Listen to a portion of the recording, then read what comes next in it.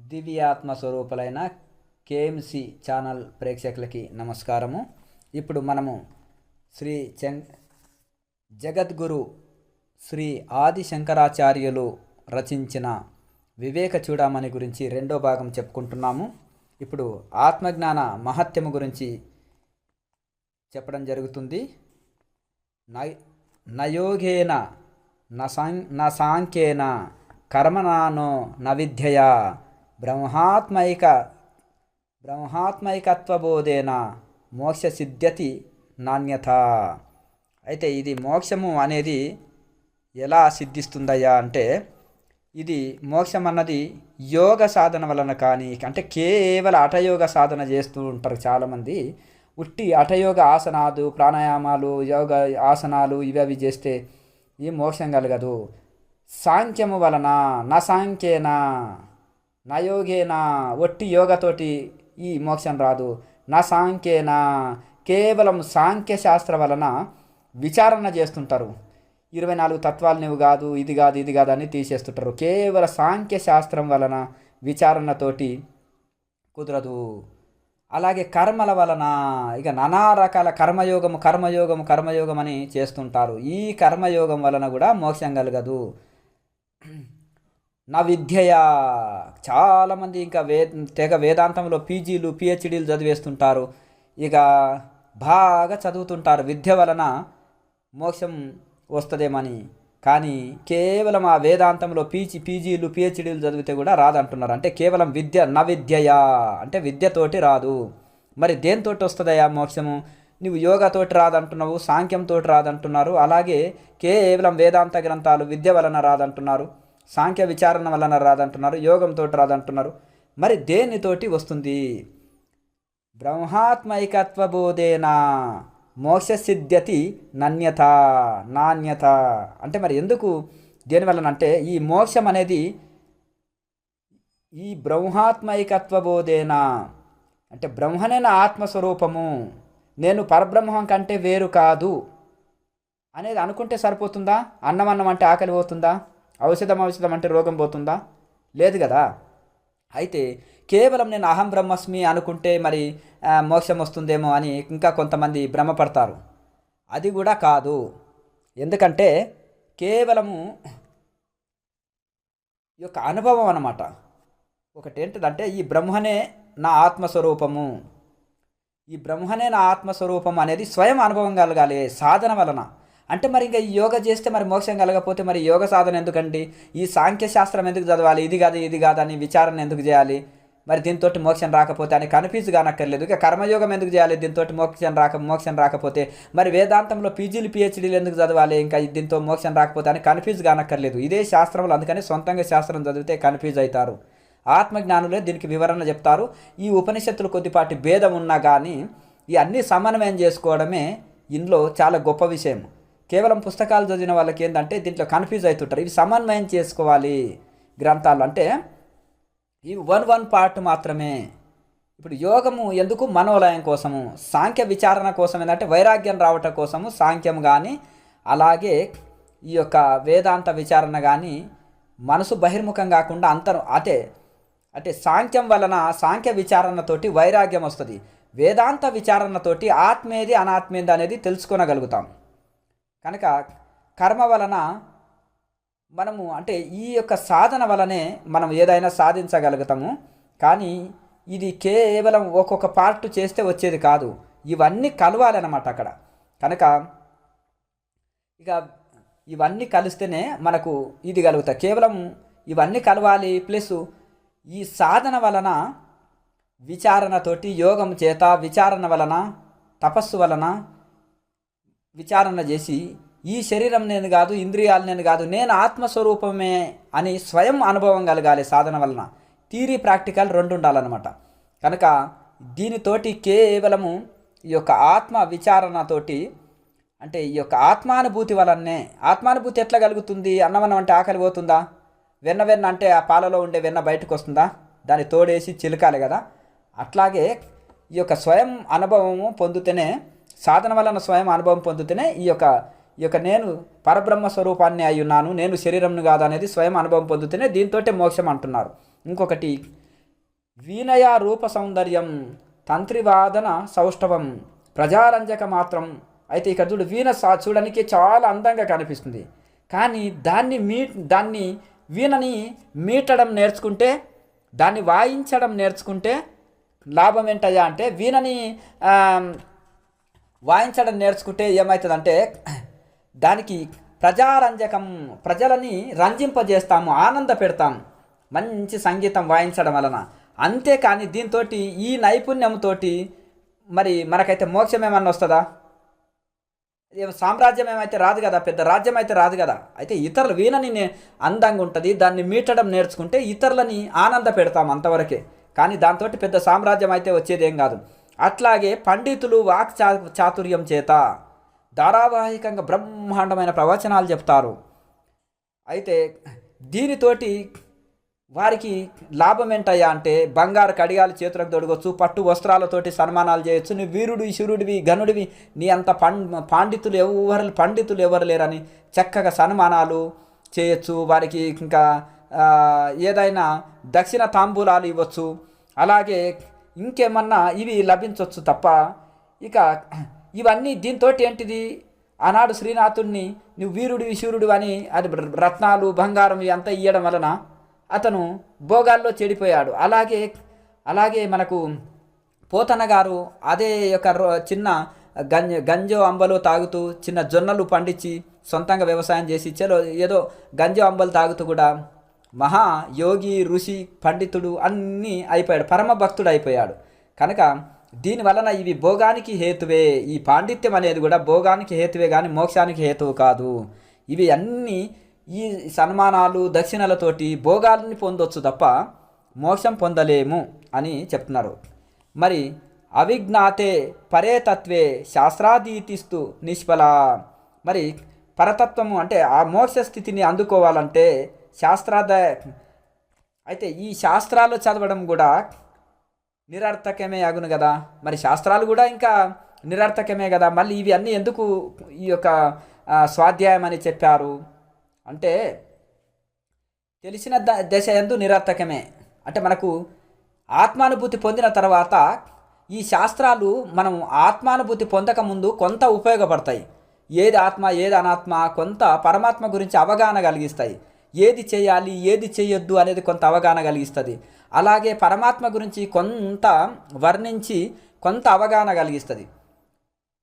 అయితే మనం ఈ ఆత్మని తెలుసుకోకుండా కేవలం శాస్త్రాలు చదివితే ఇక దాంతో ఏమి పెద్దగా లాభం ఏం లేదు. గాడిద ఏం చేస్తుంది, గంధపు చెక్కలని బాగా మోస్తుంటుంది, దానికి బరువే. గంధం మనమే పూసుకుంటాం మనుషులమే.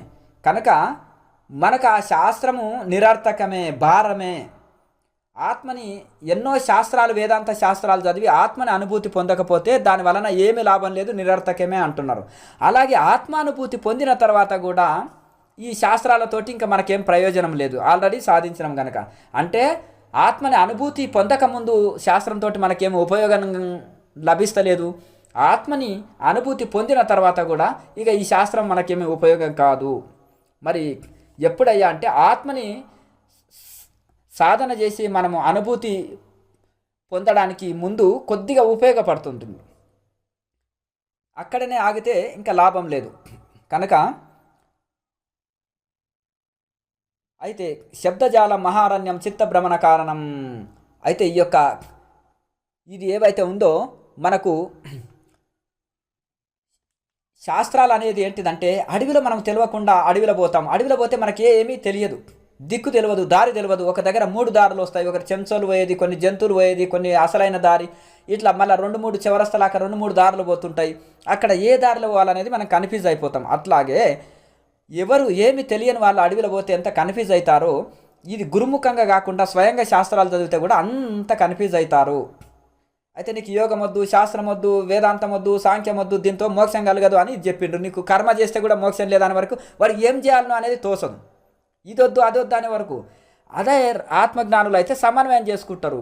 ఓహో, కేవలం వీటితోటే మోక్షం రాదు, సాధన కూడా ఉండాలి అనేది మనం కలుపుకుంటాం అక్కడ.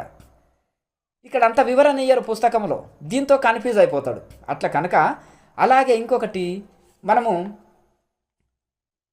దారి తెలియని వాళ్ళ అడవిలో పోతే ఎట్లా ఉంటుందో, ఈ ఈ శాస్త్రాలని కూడా కేవలం శాస్త్రాలు చదువుతూ ఉంటే మనకు కన్ఫ్యూజ్ చేసేటివే శాస్త్రాలు, కానీ సందేహాలు పెంచేదే కానీ సందేహాలు తుంచదు. అలా గురుముఖంగా శాస్త్రం అధ్యయనం చేస్తే సందేహాలు వెంటనే తొలగిపోతాయి. సొంతంగా శాస్త్రం చేస్తే ఇది ఎందుకు ఇట్లా చెప్పింది, ఆ శాస్త్రం ఎందుకు ఇట్లా చెప్పింది, ఇది ఎందుకు ఇట్లా చెప్పింది, అది ఎందుకు ఇట్లా చెప్పింది అని సమన్వయం చేసుకోనికి చేత కాదు కనుక కొత్త వాళ్ళకి. దాంతో ఇంకా ప్రశ్నలు ఇంకా లేవనెత్తుతాయి, ఇంకా ప్రశ్నలు పెరుగుతూనే పోతాయి. కనుక దీంట్లో మనం కన్ఫ్యూజ్ అయిపోయి దారి తెలియని వాడు అడవిలో అలాగే అడవిలోనే జీవితాంతం తిరుగుతూ ఉంటాడు. అలాగే ఈ యొక్క కేవలం శాస్త్రాలు చదువుకునే వాడికి ఇక సందేహాలు పెంచుతాయి కానీ సందేహాలు తొలగవు. మరి అయితే ఆత్మవేత్తలైన మహాపురుషులు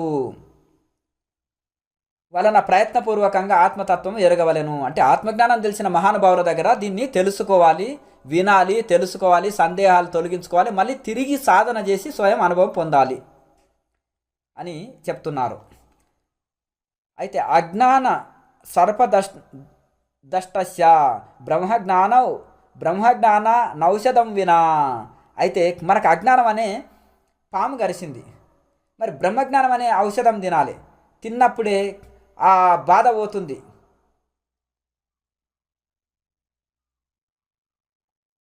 ఆ బాధ తొలుగుతుంది. కానీ అప్పుడు ఈ అజ్ఞానం అనే పాము గరిసింది, అప్పుడు వేదాలు చదువుతాను, శాస్త్రాలు చదువుతాను, మంత్రముల వలన ప్రయోజనం ఔషధములతోటి ప్రయోజనం ఏంటిది? లేదు కదా. కేవలము అజ్ఞానం అనే పాము గరిసింది, బ్రహ్మజ్ఞానం అనే ఔషధం తీసుకోవాలి అంతే. ఇక కానీ అప్పుడు వేదం చదువుతా, పురాణం చదువుతాను, మంత్రాలు చదువుతాను, లేకపోతే ఔషధాలను పట్టుకొస్తానంటే కుదరదు. కేవలం దానికి సంబంధించిన ఔషధము బ్రహ్మజ్ఞానం అనే ఔషధమే పనికొస్తుంది. అయితే ఇంకా ఇప్పుడు అపరోక్షానుభవము యొక్క గొప్పతనం చెప్తున్నారు. నగచ్చతి వినాపానం వ్యాధిరౌషధ శబ్దత. ఎంత గొప్ప ఔషధమైనా కానీ ఔషధం అని మనం ఉచ్చరిస్తే రోగం పోదు అని అంటున్నారు. ఎంత పెద్ద గొప్ప ఔషధమైనా సరే, అమృతం లాంటి అది గొప్పనైనా సిద్ధమూలిక కానీ, అది గొప్పనైనా మృత సంజీవిని విద్య మూలిక కానీ, గొప్ప విద్య మూలిక అయినా కానీ అది ఔషధం అని ఉచ్చరిస్తే మాత్రము రోగం నయం కాదు. శబ్దం ఉచ్చరించినంత మాత్రాన అది కేవలము ఆ ఔషధాన్ని తీసుకొచ్చి, రోగానికి ఏ ఔషధం అవసరమో ఆ ఔషధాన్ని తీసుకొచ్చి మనము ఔషధాన్ని తీసుకుంటేనే, ఆ మెడిసిన్ని తీసుకుంటేనే రోగం నయమవుతుంది. అలాగే ఇప్పుడు అపరోక్ష అనుభవము సిద్ధింపక ముందు నేను బ్రహ్మం అహం బ్రహ్మస్మి అంటారు. కొన్ని సంస్థల్లో ఏంటిదంటే శివోహం అని ఒకరు అంటారు, ఓ గురువు గారు చెప్తారు. ఇంకొక ఆయన ఏం చేసేస్తారు, అహం బ్రహ్మస్మి అంటారు. సన్యాసులు చిన్న 5 ఏళ్ల బాలుడు నుంచి అప్పుడు వెళ్ళి గురువు దగ్గర 30 ఏళ్ళు సేవ చేసి సన్యాసించి మళ్ళీ ఒక 20-30 ఏళ్ళు మళ్ళీ సాధన చేసి 60-70 ఏళ్ళు వాళ్ళ జీవితాంతం సన్యాసించి కూడా ఇంకా అహం బ్రహ్మస్మి అననికే వాళ్ళకి ధైర్యం సరిపోదు, ఎక్కడ అహంకారం వస్తుందో అని. వీళ్ళు 2 రోజులు గురూజీ అవుతారు, ఇక 2 రోజుల్లో గురూజీ అయిపోయి గృహస్థులే పోయి అహం బ్రహ్మస్మి మేమే దేవుళ్ళం అని తిరుగుతుంటారు. దీనివల్ల అహంకారం వస్తుందా ఏమొస్తుందా? మరి ఔషధం అంటే రోగం పోతుందా? పోదు కదా, అది సేవించినప్పుడే కదా. సాధన చేసి స్వయం అనుభవం పొందిన తర్వాత ఇంకా చెప్పుకోనికి ఏముంది? నేను కలెక్టర్ అని తిరుగుతాడా కలెక్టర్ అయిన తర్వాత? అంతకుముందు నేను కలెక్టర్ చదువుతున్నానండి అని కనిపించిన వాళ్ళకెలా చెప్తుంటాడు. కానీ కలెక్టర్ అయినాక ఇంకా చెప్పుకోనికి ఏముంది? ఆత్మజ్ఞాని కాకముందు నేను సాధన చేస్తున్నానండి, మా గురువుగారు వీరండి, నేను సాధన చేస్తున్నానని అంటాడు. బ్రహ్మజ్ఞాని అయిన తర్వాత చెప్పేదేముంది ఇంకా? కానీ ఈ లోపలనే అహం బ్రహ్మస్మి అని పలుకుతే వచ్చేది అహంకారమే తప్ప బ్రహ్మజ్ఞానం కాదు. కనుక ఆ ఔషధం తినకుండా ఔషధం అని అంటే ఏ విధంగా ఉంటుందో ఆ యొక్క రోగం పోదో, అలాగే అహం బ్రహ్మస్మి అని ఉచ్చరించినంత మాత్రాన ఈ యొక్క ముక్తుడు కాదు, మోక్షం లభించదు. కేవలము సాధన వలనే ఇది మోక్షం లభిస్తుంది. కనుక అది పొందకముందే పొందిన అంటే ఎట్లా? ఒకటో తరగతి పాస్ కాలే ఐఏఎస్ ఆఫీసర్ని, డాక్టర్ని, ఇంజనీర్ని అంటే ఎట్లా? సాధన పూర్తి చేయకముందే నేను ప్రారంభంలోనే ఉన్నావు. అదే అహం బ్రహ్మస్మి శివోహం అంటే ఇది, దానివలన మనకు వచ్చేది ఏమి లేదు, అహంకారం తప్ప అంటున్నారు. అకృత్వ దృశ్య విలయ మగ్నాత్వ తత్వమాత్మన. అయితే దృశ్యమాన మగుచున్న ప్రపంచమును విలయం చేయకయు ఆత్మతత్వము అవగత చేసుకొనక ముందును ఉచ్చారణ చేత బాహ్య శబ్దం వలన మనకు ఎట్లా ముక్తి కలుగుతుంది? అయితే ఈ ప్రపంచంలో దృక్కు, దృశ్యము, దర్శనం అని మూడు ఉంటాయి. చూసేది, చూడబడేది, తెలుసుకునేది. ఇవన్నిటిని లయం చేయకముందు, అలాగే కోరికలు, ఆశలు, అరిషడ్ వర్గాలు ఇవన్నీ లయం చేయకముందు, మాయని లయం చేయకముందు, మూడు గుణాలని లయం చేయకముందు ఊరికే అహం బ్రహ్మస్మి అంటే లాభం ఏముంది? నీ మాయని జయించింది కదా. ఈ మాయని అంతా జయించేసి, అలాగే అరిషడ్ వర్గాలను అన్ని తొలగించేసి, అలాగే ఈ దృశ్య ప్రపంచం కనిపించేదంతా బ్రహ్మాకారంగా మారిపోవాలి. కళ్ళు మూసినా తెరిచినా ధ్యానంలో ఏ స్థితి అనుభవిస్తున్నావు, బయటకు వచ్చినప్పుడు కూడా అదే పరబ్రహ్మాకారంగా ఉండాలి. ఎవరన్నా దూషించినా స్పందించొద్దు, ఎవరన్నా పొగిడినా స్పందించొద్దు. ఆ అతీత స్థితికి వెళ్ళినప్పుడు కదా అప్పుడు అహం బ్రహ్మస్మి అనే స్థితిలో నిలుస్తావు అని బయటికి చెప్పరు. మళ్ళీ అది అవధూత ఆ స్థితిలో అహం బ్రహ్మస్మి అనే స్థితిలో ఉంటాడు కానీ నేను బ్రహ్మన్ అని చెప్పడు. అది ఆ దృశ్యమాన ప్రపంచాన్ని అంతా లయం చేయకముందే ఇక అహం బ్రహ్మస్మి అంటే దాని వలన ఎవరికి ఒరిగిందేముంది, దాని వలన మోక్షం కలుగుతుందా అని శంకరాచార్యుల వారు వివేక చూడమణిలో అద్భుతంగా చెప్తున్నారు. అహంకృత్వ శత్రు సంహార మగత్వ అఖిల భూశ్రియం. అయితే ఇక్కడ ఏమంటున్నారంటే సమస్త శత్రువులని మనం సంహరించకముందే, జయించకముందే ఈ భూమండలానికి, ఈ భూమండలం అంతా ఆయన ఐశ్వర్యం పొందలేం కదా, ఈ భూమండలానికి రాజు కాలేం కదా. ఇప్పుడు మహా సైన్యం ఉంది, వేల సైన్యం ఉన్నారు, లక్షల సైన్యం ఉంది. కత్తి బట్టి లక్షల సైన్యాన్ని జయించకముందు నేను రాజుని, నేను అహం రాజహ అంటే లాభం, నేను రాజుని అంటే ఎవరన్నా ఒప్పుకుంటారా? లేదు కదా. అలాగే పలికినంత మాత్రాన లాభం ఏంది? వీడికి ఎవడో పిచ్చోడేమో మెంటల్ హాస్పిటల్లో జాయిన్ చేయండి అంటారు. సైన్యం అంతా లక్షల మంది సైన్యం ఉంది, వాళ్ళని జయించకుండా నేను రాజుని అన్నారు అనుకోండి, ఇక పిచ్చోడు మెంటల్ హాస్పిటల్ జాయిన్ చేయండి అంటారు. అలాగే ఆ సమస్త లక్ష సైన్యాన్ని జయించి ఆ కోటలో ఇంకో 10 మంది శత్రువులు ఉన్నా వాళ్ళని జయించకపోయినా నీకు ఎప్పుడు మనశ్శాంతి లేదు. ఆ కోట కూడా నీకు వశం కావాలంటే కోటలో బయట ఉన్న సైన్యాన్ని జయించాలి, కోట లోపల ఉండే సైన్యాన్ని కూడా జయించాలి. ఒక్క శత్రువు కూడా లేకుండా చేసినప్పుడు అప్పుడు నీవు ఆ కోటకు చక్రవర్తివి. ఈ శరీరం అనే కోటలో బయటి ఇంద్రియాలు, లోపలి ఇంద్రియాలని అన్నిటిని జయించినప్పుడు ఏకఛత్రాధిపై ఆత్మ సామ్రాజ్యంలో నువ్వు ఏకఛత్రాధిపతివై ఆత్మ సామ్రాజ్యంలో రారాజువై ఉంటావు. ఈ లోపల ఇంద్రియాలని లోపలివి బయటివి జయించకుండానే నేను అహం బ్రహ్మస్మి అంటే దీనివలన లాభం ఏముంది? కనుక ఎవరికి లాభం లేదు. నేను రాజును అంటే నువ్వు రాజు కాలేవు, సైన్యాన్ని జయించినప్పుడే నువ్వు రాజువి. కోటలో శత్రువుల్ని, కోట బయటి శత్రువుల్ని జయించినప్పుడే కోట వశమవుతుంది, నువ్వు రారాజు అవుతావు. అలాగే నువ్వు సమస్త ఇంద్రియాలని జయించినప్పుడు, ఈ ప్రకృతిని లయం చేసినప్పుడు అప్పుడు కదా నువ్వు ఆత్మ సామ్రాజ్యంలో రారాజు అయి ఉంటావు. ఈ లోపల అహం బ్రహ్మస్మి అంటే నీకు ఒరిగేదేం లేదు అని శంకరాచార్యుల వారు చక్కగా చెప్తున్నారు. ఆత్మజ్ఞానుల దగ్గర చేస్తే ఇదే అనమాట. నువ్వు బ్రహ్మ అయ్యే ఉన్నావు కానీ అనుభూతి పొందకముందే, నువ్వు చదివితే కలెక్టర్ అవుతావు, చదవకముందే కలెక్టర్ అంటే ఇది అహంకారపూరితమే కదా. కనుక అది పొందకముందే పొందినన్నట్టుగా ఉంటే అది చాలా తప్పు, పాపం కిందికి వస్తుంది, అది అహంకారం కిందికి వస్తుంది. ఆప్తోక్తిం ఖననం తతోపరి శిలాదురిత్కరం స్వీకృతిం. అయితే ఇప్పుడు భూమిలో అయితే ఏదంటే నిక్షేప సమపేక్షతే నహి. అయితే ఇప్పుడు నిక్షేపం అంటే ధనం అన్నమాట. ఆ ధనం ఏంటి, ఎక్కడ ఉంది? భూమి లోపల గొప్ప గొప్ప బంగారు నాణ్యాలు, అలాగే గొప్ప గొప్ప రత్నాలు, అవన్నీ భూమిలో గొప్ప ధనం ఉంది. నీవు పారబెట్టి తోమి ఆ రాళ్ళని మట్టిని తొలగించి చెమటోడ్చి బాగా ఇచ్చేసేసి ఆ ధనాన్ని బయటికి తీసుకుంటే కదా అప్పుడు నువ్వు కోటీశ్వరుడు అయ్యేవాడివి. ఊరికే ధనము ధనం అంటే ఉచ్చరిస్తే ఏమి తవ్వకుండా ఏం పని చేయకుంటే నీకు ఆ ధనం వశమవుతుందా? అలాగే ఈ శరీరంలో కూడా ఆత్మధనం అనేది ఉంది. దాన్ని యమనియమాలు పాటించి ప్రాణాయామ అభ్యాసం చేసి విచారణ అభ్యాసం చేసి ధ్యాన అభ్యాసం చేసి నిరంతరం పరిశ్రమ చేస్తేనే ఈ యొక్క ఆత్మధనం పొందుతావు కదా నీవు అని ఎంత చక్కగా చెప్తున్నారో చూడండి. ఏమి చేయకుండా ఇక భూమి లోపల ధనం ఉంది, నేను కోటీశ్వరుని అంటే, భూమి లోపల నీళ్లు ఉన్నాయి అంటే బోర్ వేసి నీళ్లు తెచ్చుకుంటేనే స్నానం చేస్తాము, తాగుతాము, వ్యవసాయం చేస్తాము, ఉపయోగపడుతుంది. వెన్న లోపల పాలలో వెన్న ఉందంటే దాన్ని పెరుగు చేసి తోడు వేసి దాన్ని పెరుగు చేసి చిలికి వెన్న తీస్తేనే కదా వెన్న వచ్చేది. వెన్న ఉందంటే ఇంట్లో కూడా శరీరంలో కూడా ఆత్మ ఉంది, అహం బ్రహ్మస్మి అంటే కుదరదు కదా. అందులో ఉండే ఆత్మతత్వాన్ని సాధన వలన అనుభూతి చేసుకోవాలి.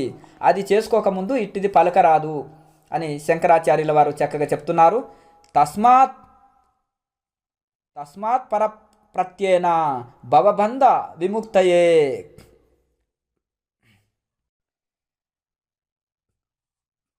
అయితే ఎలాగైతే మనకు రోగం వస్తే స్వయంగా మనమే ఎవరి రోగానికి వాళ్ళే ఔషధం తిని మెడిసిన్ వాడి తొలగించుకుంటామో, అలాగే ఎంతటి పండితులైన వాళ్ళు కూడా స్వయం ప్రయత్నం చేత కష్టపడి యమనియమాలు పాటించి అదే నిధి ధ్యాసలను చేసి అలాగే చక్కగా సాధన చేసి మనము స్వయంగా ఆత్మతత్వాన్ని అనుభవం స్వయంగా ఆత్మానుభూతి పొందాలి.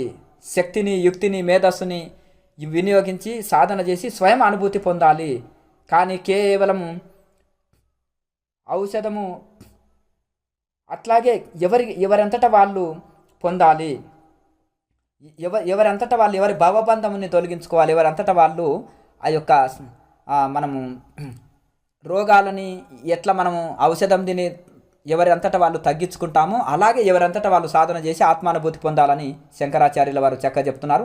అది ఎట్లా గురువు చెప్పినట్టుగా వాళ్ళు చెప్పిన ఆ ప్రక్రియల్ని ఆ సాధనల్ని అలాగే ఆ ఉపదేశము గురువు చేసిన ఉపదేశ ప్రకారము ఆ సాధనల ప్రకారము అష్టాంగ యోగ ప్రకారము నిధి ధ్యాస ప్రకారము అలాగే అవన్నీ ఇది చేసేసి మనము అప్పుడు అనుభూతి పొందాలి. ఈ యొక్క ప్రశ్న యొక్క విచారము చెప్తున్నారు. యస్వయాధ్య కృతం ప్రశ్నో వరీయాన్ శాస్త్ర విన్మతః. నీవు చేసిన ప్రశ్న శాస్త్రవేత్తలు సమ్మతించునట్టిది, సూత్రప్రాయము సంక్షిప్తమైనట్టి నిగూఢ గంభీర అర్థం గలది, మోక్షాపేక్ష కలవారు ఎరగదగినది. అయితే ఓ పండితరేణ్య, నేను చెప్పున్నది దానికి శ్రద్ధగా సావధాన చిత్తడవై వినుము. దానికి ఆలకించుట వలన నువ్వు శీఘ్రంగా ఈ భవబంధముల నుంచి విముక్తుడు అయ్యదవు. మోక్షస్య హేతు ప్రథమో నిగద్యతే వైరాగ్య మత్యంత మనిత్య వస్తుషు. అయితే ఈ మోక్షం ఎప్పుడైతే కలుగుతుందయ్యా అంటే, నువ్వు మంచి మంచి ప్రశ్నలు వేస్తున్నావు, చాలా తెలివైన వాడివి శిష్యుడివి, దానికి నేను ఆన్సర్స్ చేస్తున్నాను. కానీ ఓ పండితరేణ్య అని శిష్యుని మంచిగా పొగుడుతూనే, మరి నీకు మోక్షానికి ఏది కారణమవుతుంది?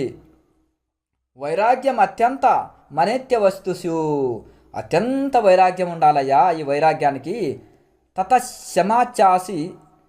తతశమాచాపి దమస్తి తీక్ష. అయితే ఇవన్నీ తితీక్ష ఉండాలి, నీకు వైరాగ్యం ఉండాలి, అలాగే శ్రద్ధ ఉండాలి. వీటి గురించి చెప్తున్నారనమాట. అనిత్య వస్తువుల యందు అత్యంత వైరాగ్యం కలిగి ఉండాలి. అలాగే ఈ యొక్క ఏవైతే ఉన్నావో అలాగే ఈ యొక్క అనిత్యం అంటే ఈ నశ్వరమైనవి ఈ ప్రపంచంలో ఉండే ఈ భోగాల మీద కానీ ఈ ప్రపంచమైన విషయాల మీద కానీ నీకు పూర్తి వైరాగ్యం కావాలి. ఈ అనిత్యమైనవి కదా, నిత్యమైనవి సత్యమైనవి భగవంతుడు కదా. ఈ అనిత్య వస్తువుల మీద నీకు పూర్తి వైరాగ్యం కలగాలి.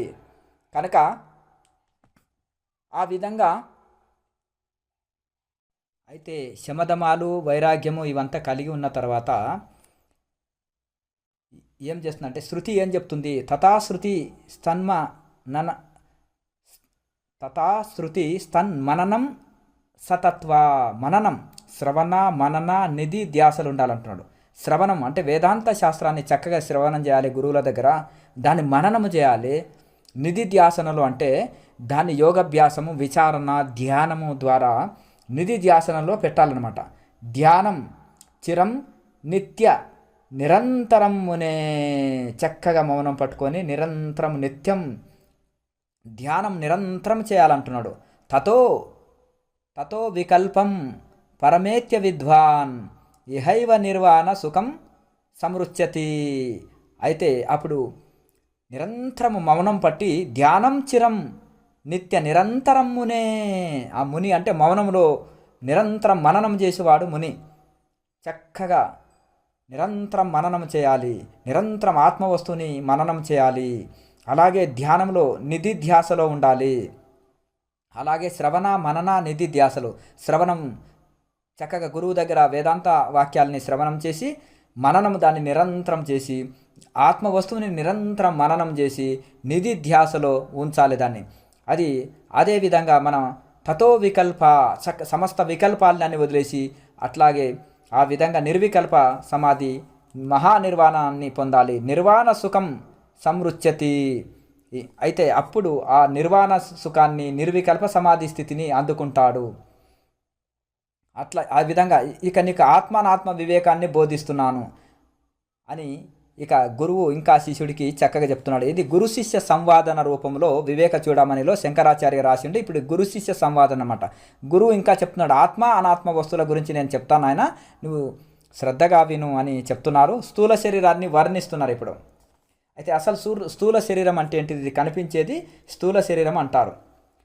మజ్జాస్థితామేదం మేధ పలరక్త చర్మ. అయితే ఈ విధంగా మజ్జ, అస్థి, ఎముకలు, మేధస్సు, కొవ్వు, మాంసము, రక్తము, చర్మము ఇవన్నిటిని కలుపుకొని ఇక సప్త ధాతువులతో కలిగి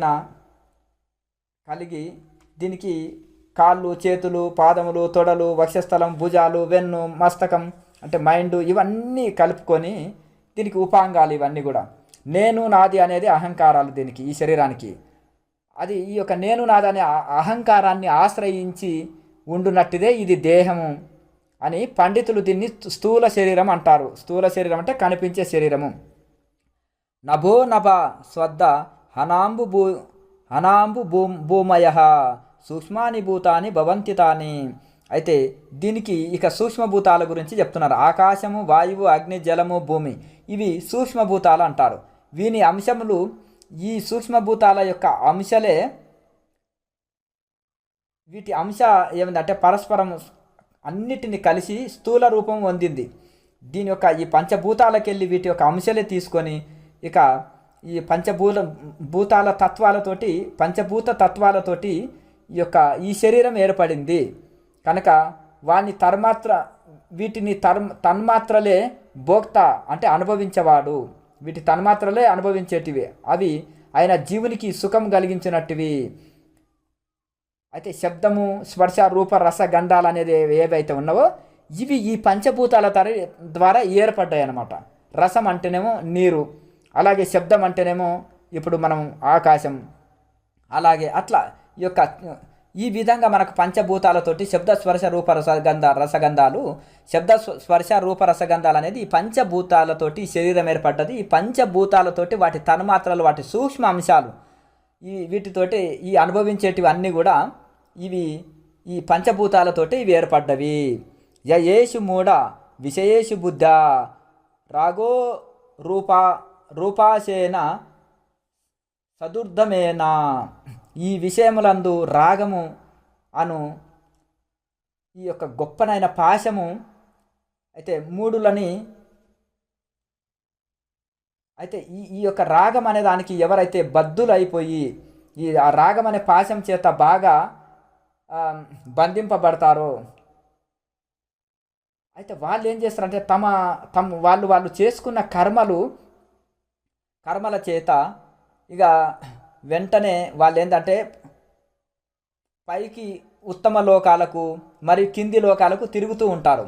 ఎప్పుడు ఈ మనిషి బద్ధుడు అయిపోతున్నాడు, బంధంలో పడిపోతున్నాడంటే ఈ రాగము చేత, మోహము చేత మనిషి ఇక ఈ యొక్క పెద్ద కర్మ అనే తాడు చేత కట్టబడి వాడి పై లోకాలకు కింది లోకాలకు, పుణ్యం చేత పై లోకాలకు, పాపం చేత కింది లోకాలకు ఇక తిరుగుతూ ఉంటున్నాడు ఆ జన్మచక్రంలో. అందుకనే ఈ రాగము నాది నేను, అదే మోహము.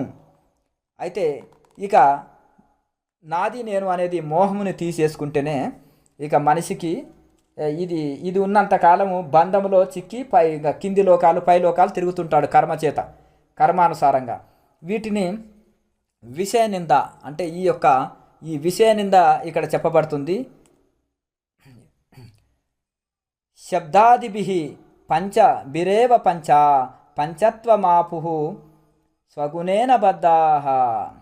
ఇక చూడండి, కూరంగ మాతంగ పతంగమీన భృంగానరా పంచ బిరచ్చిత కిం. హరిణము శబ్దప్రీతి అంటే ఇప్పుడు ఇది జింక ఉంది, హరిణం అంటే జింక. ఆ హరిణం ఏం చేస్తుంది, జింక ఈ యొక్క ఫ్లూటు వాయిస్తే ఆ ఫ్లూట్ సౌండ్కి వెళ్ళినప్పుడు ఆ వేటగాడు వలపరిచి జింకని పట్టుకుంటాడు. అంటే అది చెవులకు బానిస అయిపోయింది. ఏనుగు ఉంటుంది, అడవి ఏనుగుని అయితే ఊర్లో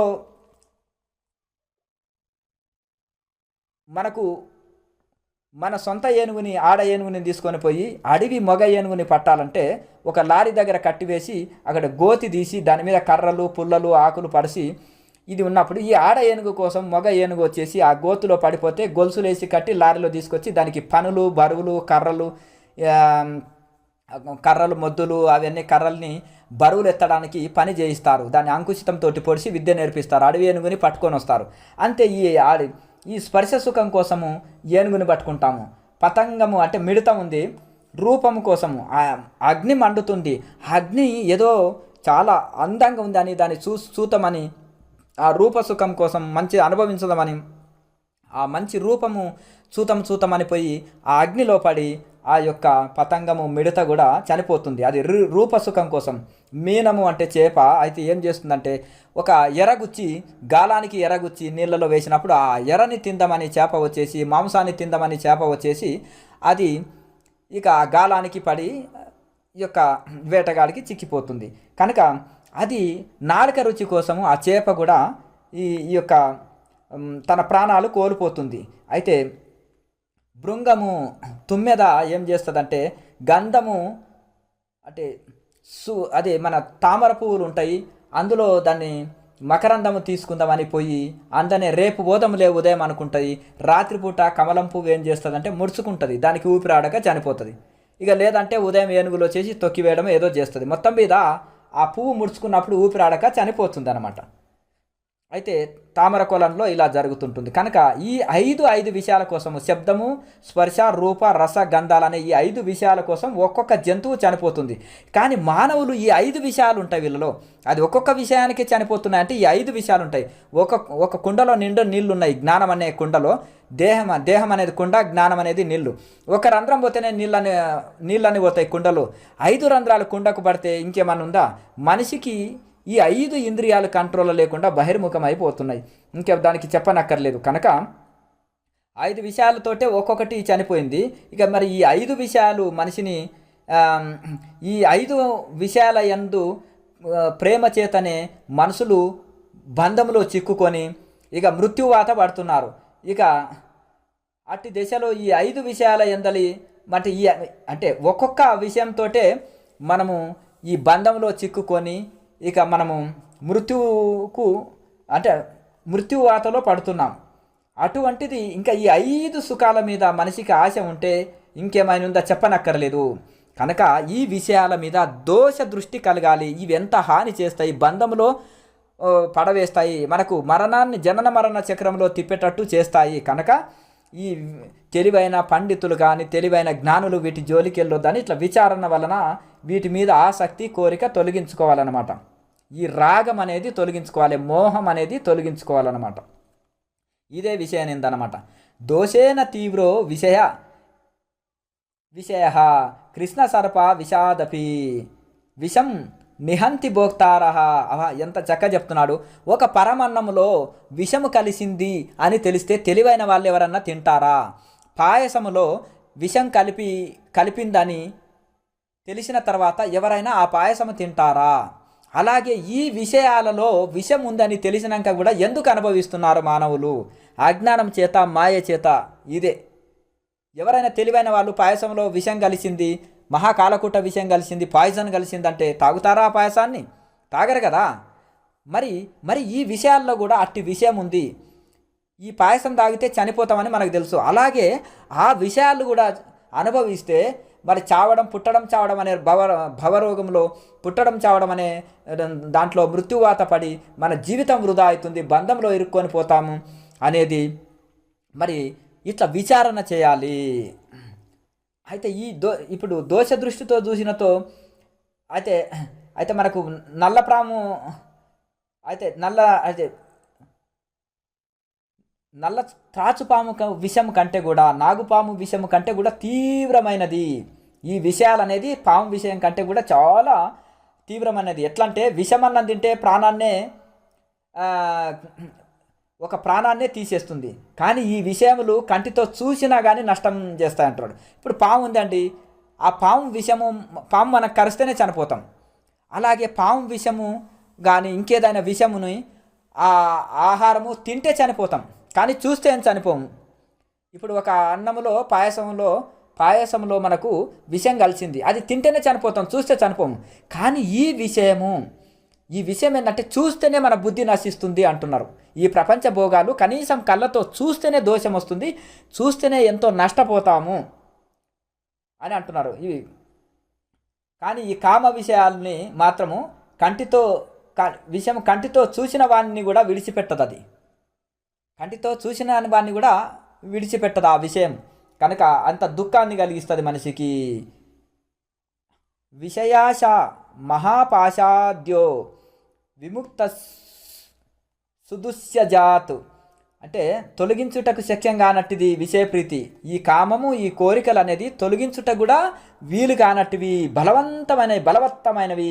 ఆ మహాపాశము నుండి, ఆ మహాతాడు చేత విముక్తులైన వాడు మాత్రమే మోక్షం పొందుతాడు. అంటే ఇవి తొలగించుకున్నటకు కష్టమైన ఈ యొక్క అరిషడ్ వర్గాలు కానీ, ఈ యొక్క తొలగించుటకు శక్యము కానిది కామ వికారాలు కానీ, ఈ కోరికలు కానీ అనే తాళ్ళ చేత ఎవడు బంధించుంటాడో వాడు బద్ధుడు. ఈ తొలగించుటకు వీలు కానీ ఈ కోరికలకు ఎవరైతే బంధించబడరో వాళ్ళే మోక్షం పొందుటకు అర్హులు. మిగతా వాళ్ళు ఎన్ని శాస్త్రాలు చదివినా, ఎంత పాండిత్యం ఉన్నా కానీ ఈ ప్రాపంచ విషయాల చేత కట్టబడిన వాడు, వాటికి బానిస అయిన వాళ్ళు ఎన్నటికీ ముక్తి పొందలేరు.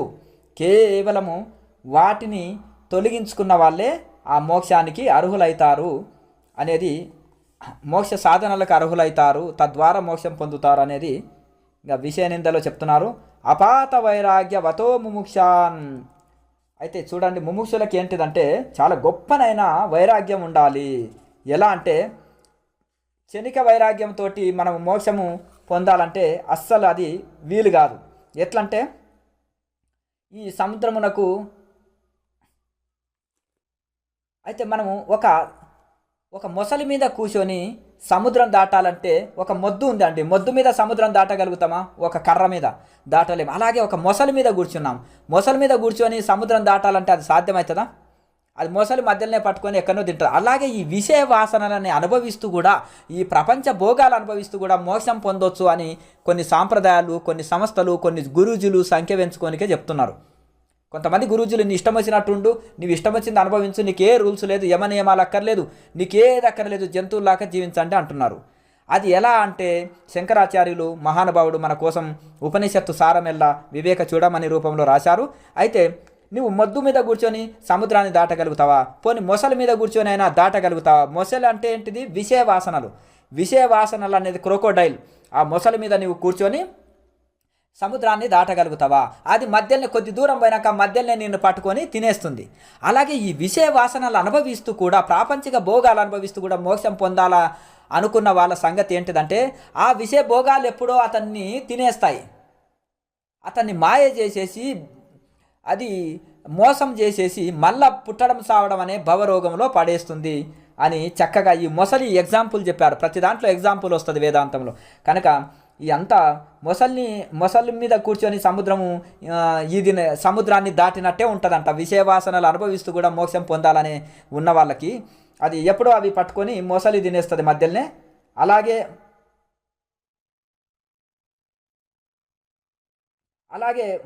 మొసలి ఏం చేస్తుంది, కంఠం పట్టుకొని లోపలికి లాగి చక్కగా లోన ముంచి పడేస్తుంది, చనిపోయి తర్వాత తినేస్తుంది అట్లా. కనుక ఈ విషయవాసనలు కూడా ఎప్పుడో మనని చంపేస్తాయి. కనుక అలాగే విషయాఖ్యగ్రహో యస్య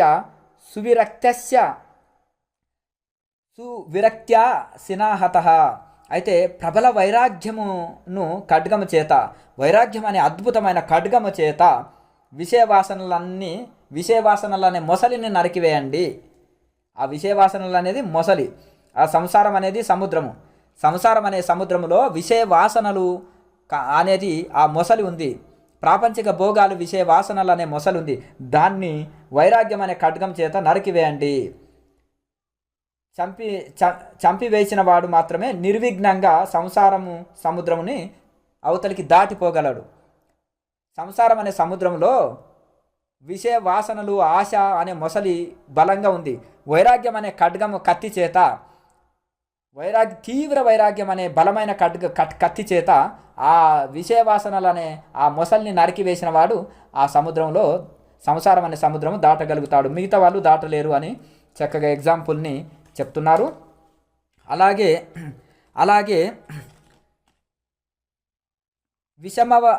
విషయ మార్గై గచ్చతో నచ్చబుద్ధే. మలినమైన బుద్ధి గలవాడై విషయ వాసనలను విషమ మార్గమునందు పయనించే వారికి,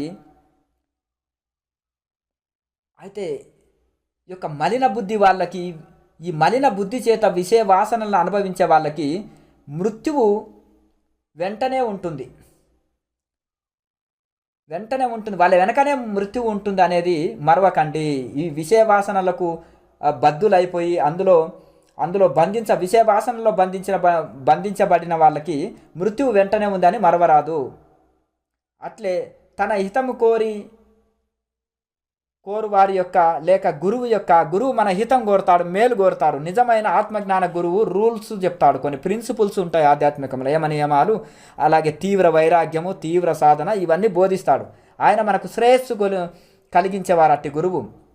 ఆ శ్రేయస్సు కలిగించే గురువు యొక్క ఉపదేశముని అనుసరించాలి.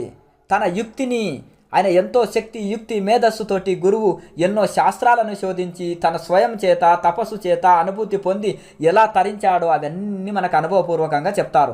ఎవరు తపస్సు చేసిన వాళ్ళనే గురువుగా తీసుకోవాలి. శాస్త్రాన్ని చక్కగా అధ్యయనం చేయాలి, తపస్సు చేయాలి, మంచి తీవ్ర వైరాగ్యం ఉండాలి, చాలా అద్భుతమైన బ్రహ్మజ్ఞాని అయి ఉండాలి.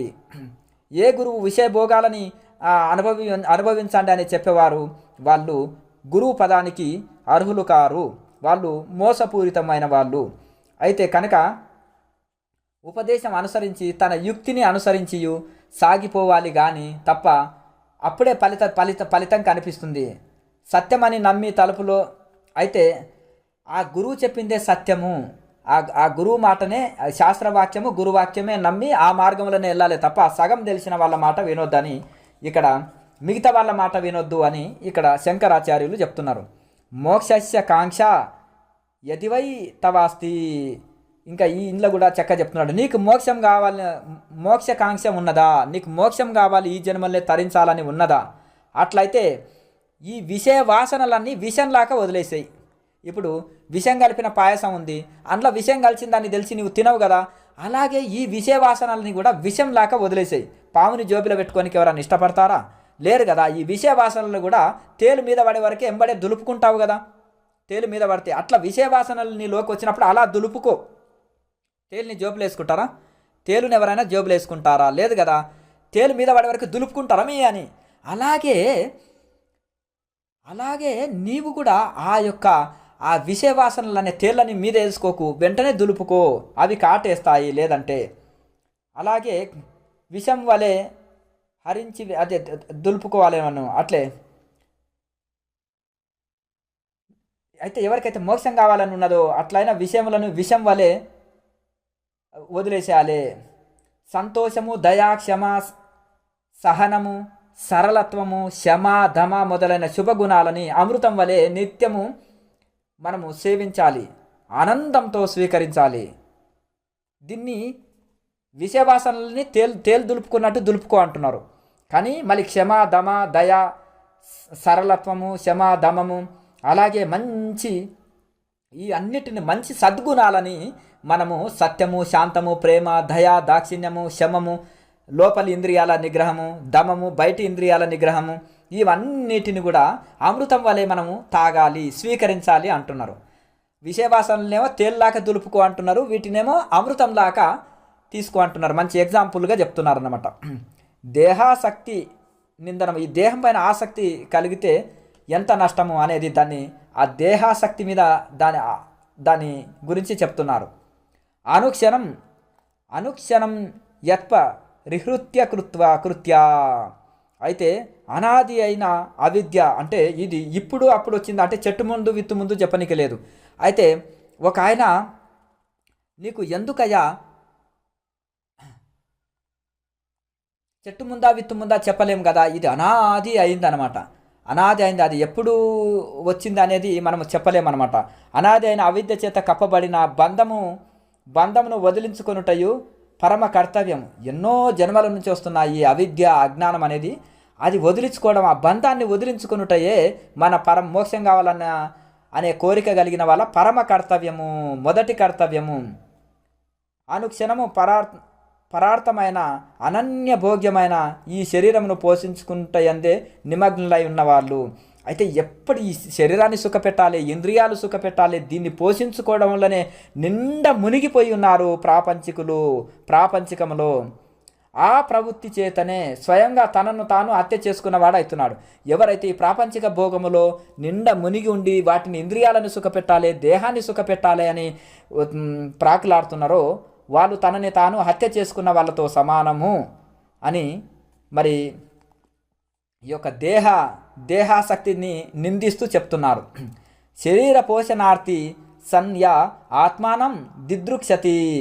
శరీర పోషణమే ప్రధానంగా పెట్టుకొని కాలం గడుపుతున్న వాళ్ళు, ఈ శరీర పోషణ కోసమే, తినుట కోసమే బ్రతిక వాళ్ళు కొందరు, బ్రతుకుట కోసం తినవాళ్ళు ఋషులు.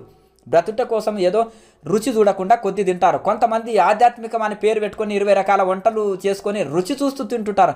అంటే తినుట కోసమే బ్రతికే వాళ్ళు. ఈ ప్రాపంచికులు కూడా ఏం చేస్తారంటే ఆకలి లేకున్నా కానీ తినుట కోసమే బ్రతుకుతారు. నానా రకాలుగా వాళ్ళు తిండి మీద, కళ్ళ మీద, మంచి దృశ్యాల మీద, సంగీతం మీద, ఒకరికి ఇష్టము మంచి దృశ్యాలు చూడాలని, కళ్ళకు ఆసక్తి, రుచికరమైనవి తినాలని, స్పర్శ అనుభవించాలని, ఇంకా ఏదేదో విషయ వాసనలు అనుభవించాలని, ఇక వాటిని ఇంద్రియాలని తృప్తి పెట్టుటకే కొంతమంది జీవిస్తారంట. కొంతమంది ఎందుకు జీవిస్తున్నారా అంటే సుఖభోగాలు అనుభవించడానికండి, అలాగే ఇంద్రియాలని తృప్తి పెట్టుట కోసమే జీవిస్తుంటారంట. అయితే గడుపుతుంటా ఆత్మతత్వము ఈ ఆత్మ గురించి తెలుసుకోవాలంటే, ఆత్మ అనుభూతి పొందాలి, మోక్షం పొందాలా అనే అయితే ఈ విషయాలు అనుభవిస్తూ కూడా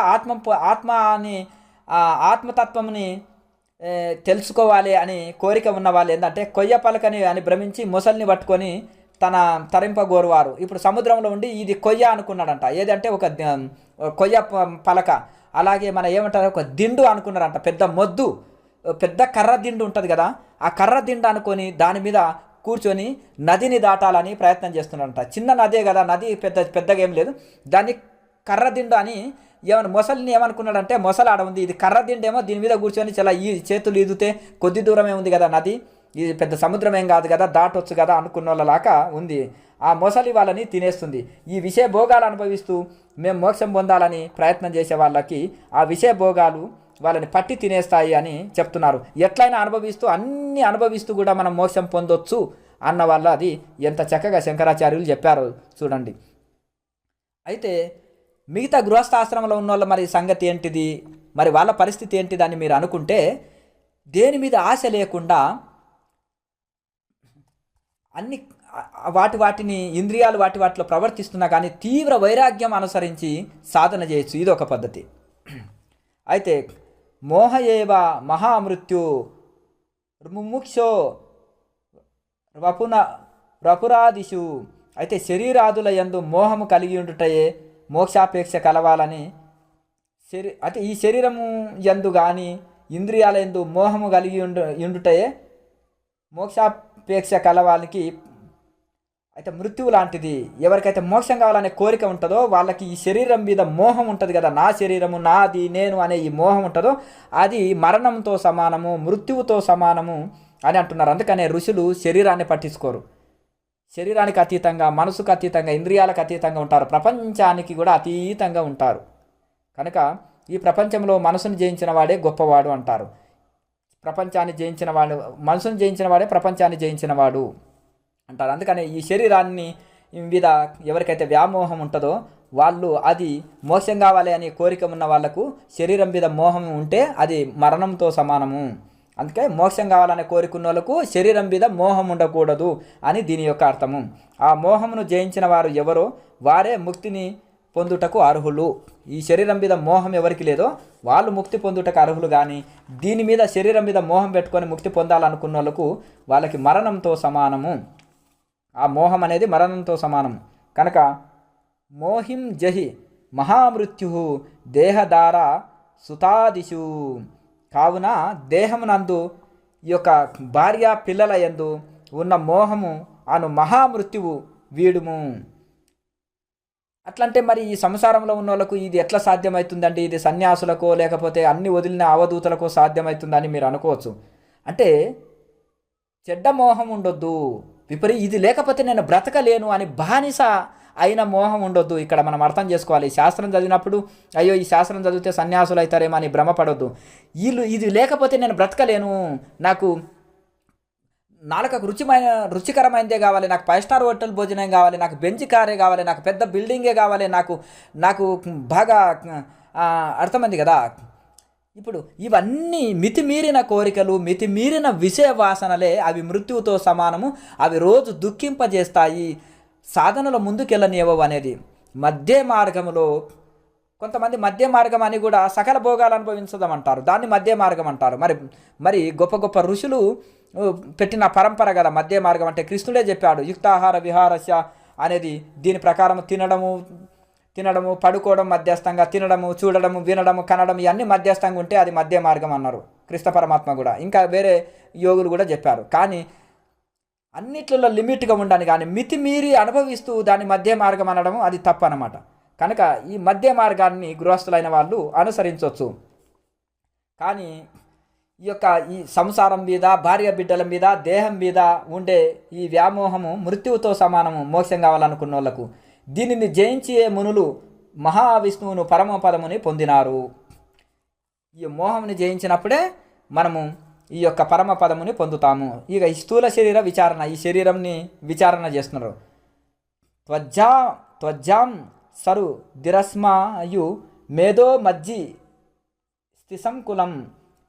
ఈ త్వక్కు, మాంసము, నెత్తురు, నాడులు, మేధస్సు, ఎముకలు, గుజ్జు, మజ్జ అంటే మైండ్, ఇవన్నీ కూడా ఈ ధాతులు, సప్త ధాతువులతోటి సముదాయంతో నిండి ఉండిన మలమూత్రభరితమైన ఉన్న ఈ శరీరము స్థూల శరీరము ఇది నింద్యమైనది.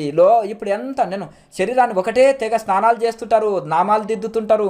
ఇది ఎంత కడిగినా, ఎన్నిసార్లు మలమూత్రాలు పోయినా లోపల ఎప్పుడు మలమూత్రాలు ఉంటూనే ఉంటాయి. రక్తము మాంసము కంపుతో కూడుకున్నదే ఈ శరీరము. సదా ఎంత శుద్ధి చేసినా ఇది అపవిత్రమే. ఈ దేహం మీద మోహం విడువు అంటున్నారు ఆచార్యుల వారు. పంచీకృతేభ్యో భూతేభ్య స్థూలేభ్య పూర్వకర్మణ. పంచీకృతములైన స్థూల భూతములు అంటే పంచభూతాలు 5, వాటి వలన ఉత్పత్తి అయిన ఈ శరీరము ఆత్మకు స్థూలమైన భోగస్థానము. ఈ ఆత్మకు స్థూల కనిపించే భోగస్థానం అంట. ఈ శరీరం ఆత్మకు కనిపించే భోగస్థానము. ఈ పంచభూతాలతో తయారైన ఈ శరీరము ఆత్మకు కనిపించే భోగస్థానము, స్థూలమైన భోగస్థానము. దీని దశ జాగ్రత్త అవస్థ. ఈ శరీరం దశ ఏంటిదంటే జాగ్రత్తలో కనిపిస్తుంది. ఈ శరీరం రాత్రిలో కూడా కనిపించదు చూడండి, నిద్రలో. కానీ జాగ్రత్తలోనే శరీరం కనిపిస్తుంది. ఈ జాగ్రత్త అవస్థలనే ఈ శరీరము వ్యక్తమవుతుంది. ఇదే స్థూల పదార్థానుభవము ప్రాప్తించును. ఇందే ఈ అంటే ఇది జాగ్రత్త దశ, జాగ్రత్త అవస్థలో కనిపిస్తుంది. ఇందే స్థూల పదార్థముల అనుభవం కనిపిస్తుంది. ఎట్లా అంటే స్థూల పదార్థముల అనుభవం అంటే ఇప్పుడు ఈ శరీరము జాగ్రత్త అవస్థలనే మనము తినగలుగుతాము, చూడగలుగుతాము, వినగలుగుతాము, ఇవన్నీ అనుభవించగలుగుతాము. రాత్రిపూట ఈ అనుభవం కలుగుతుందా? కలగదు. నిద్రలో జాగ్రత్త అవస్థలనే కదా తినడం, వినడం, కనడం ఇవన్నీ శరీరంతో అనుభవించబడుతుంది. కనుక ఇది స్థూల పదార్థాలని మనం అనుభవిస్తాం కాబట్టి ఈ అనుభవము జాగ్రత్త అవస్థలనే కలుగుతుంది దేహం ద్వారా. అలాగే బాహేంద్రియ స్థూల పదార్థ సేనాం, అయితే ఈ స్థూల శరీరంతో తదాత్మ్యం పొంది, అంటే శరీరంతోటి అందులో పూర్తిగా నిమగ్నమై ఈ శరీరమే నేను, నా కన్ను, నా చెవు, నా ముక్కు, ఇది నేను, నేను అంటే శరీరము, నాది అంటే ఈ ఆస్తి పాస్తులు, భార్య బిడ్డలు, నా వాళ్ళు, నేను నాది అనేది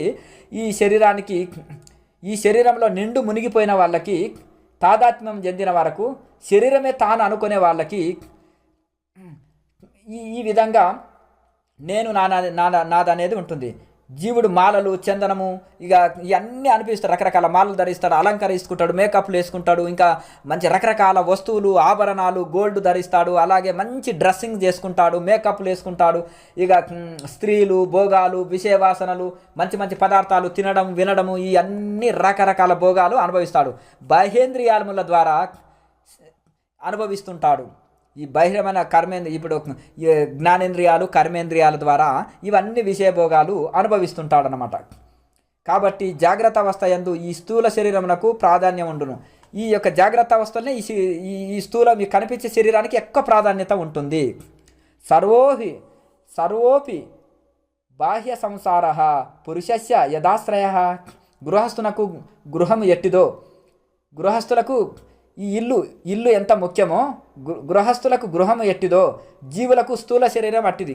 ఈ జీవుడికి గృహస్థుడికి గృహము ఎట్లనో ఈ యొక్క స్థూల శరీరము జీవుడికి అటువంటిది. ఈ స్థూల శరీరము ఆశ్రయించి ఉన్న, ఈ కనిపించే శరీరాన్ని ఆశ్రయించి ఉన్న కారణముచే జీవునకు బాహ్య జగత్తు ప్రతీయమాన మగుచుండును. అంటే ఈ స్థూల శరీరాన్ని లో జీవుడు ఉన్నందుకే ఈ భౌతికమైన ప్రపంచము కనిపిస్తుంది.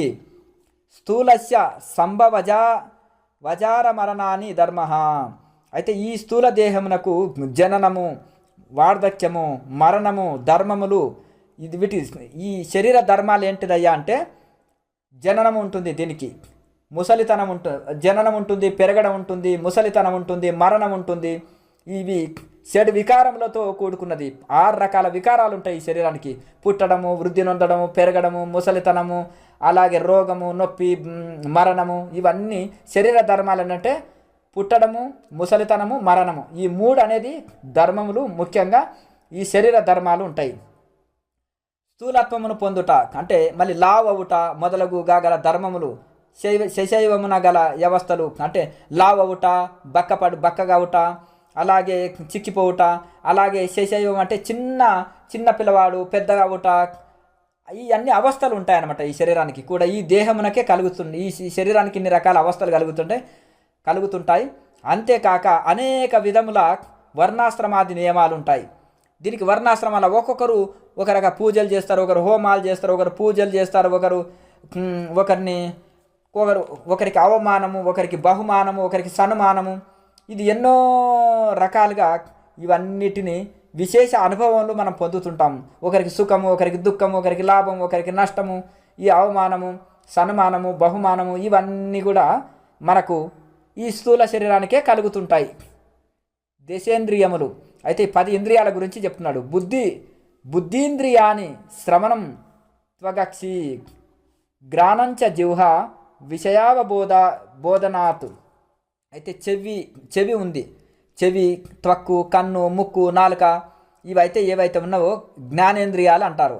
చెవి, కన్ను, ముక్కు, నాలుక, ఈ చర్మము ఇవన్నీ కూడా ఈ జ్ఞానేంద్రియాలు అంటారు. విజ్ఞానాన్ని కలిగిస్తాయి కనుక జ్ఞానేంద్రియాలు అంటారు. ఇవి విజ్ఞానాన్ని కలిగిస్తాయి కనుక. అలాగే పాదము, మలద్వారము, మూత్రద్వారము ఈ 5 కర్మ చేస్తాయి కాబట్టి కర్మేంద్రియాలు అంటారు. ఇక అంతఃకరణ చతుష్టయము, 4 అంతఃకరణ ఉంటాయి.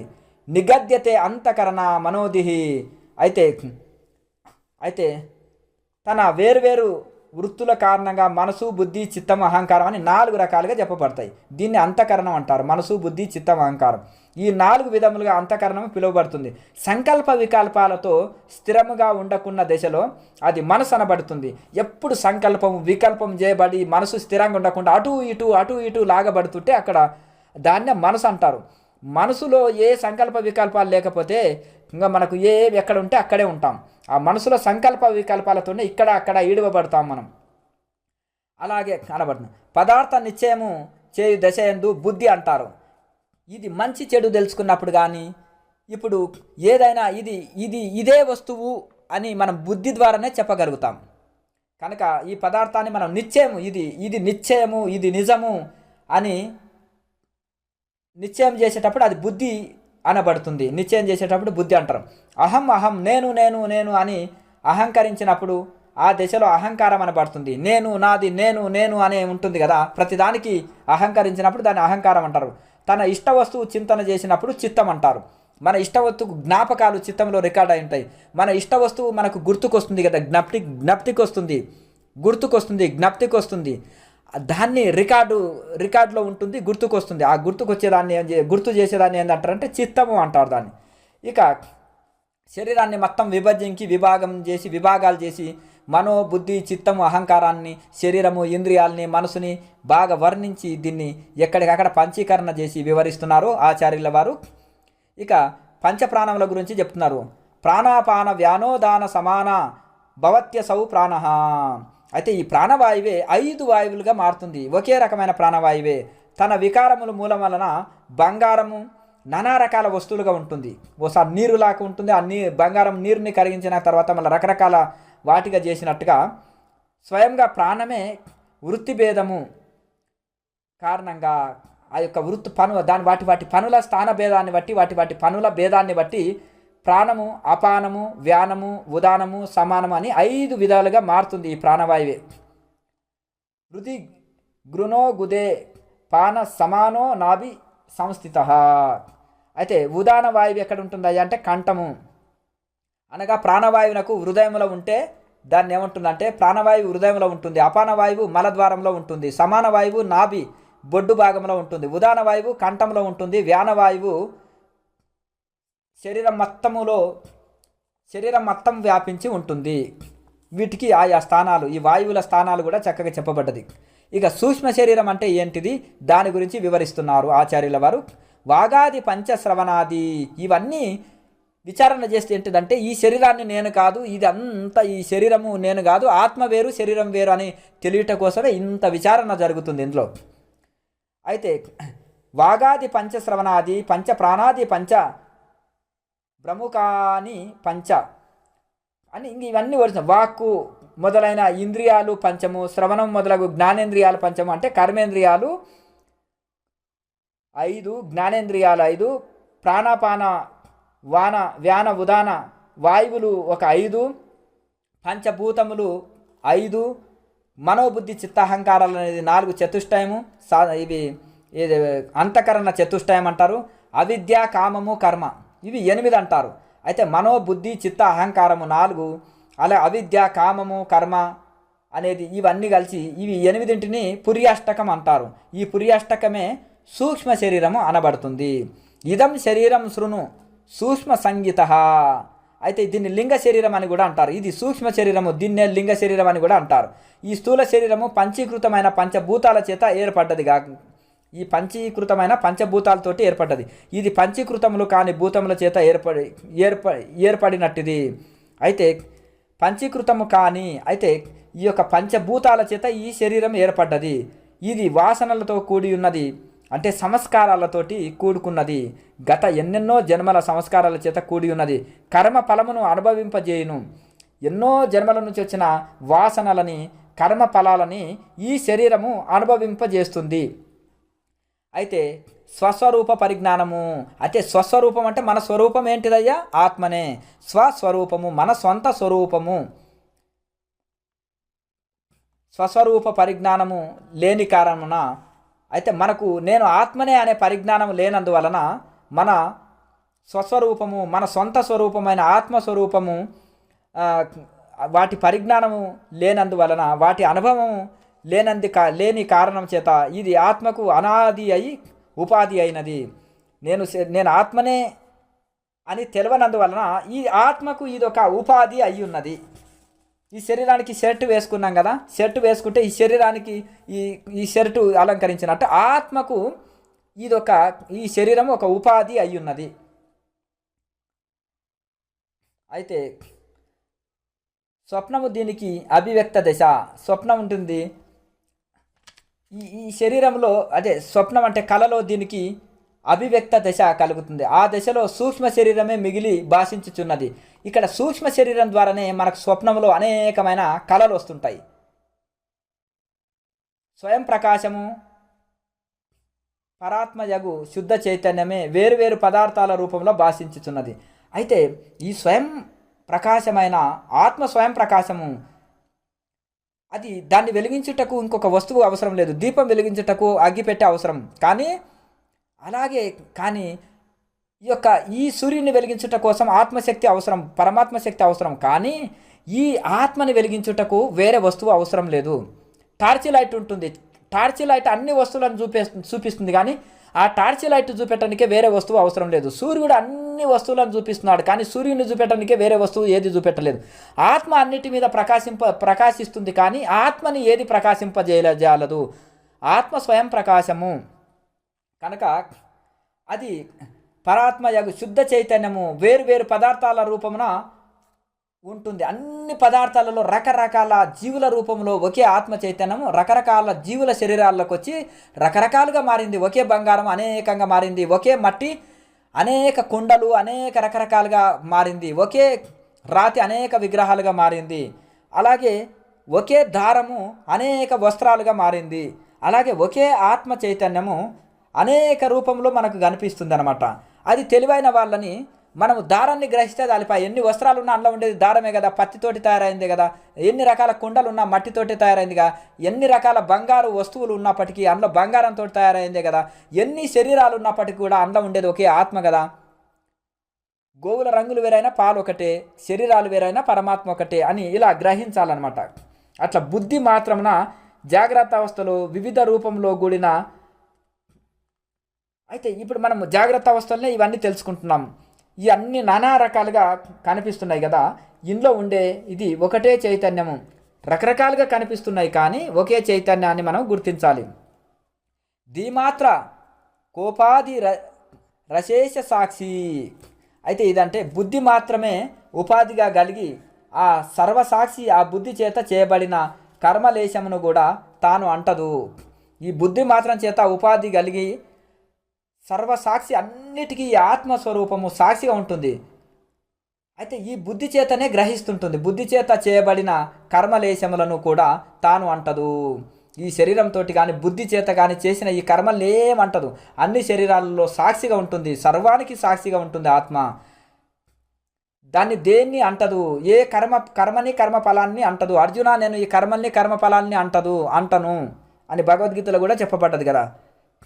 దేన్ని అంటను? కారణం చేత. ఏ కర్మఫలాల్ని అంటని కారణం చేత. కారణం ఏమనగా అది అసంగమైనది.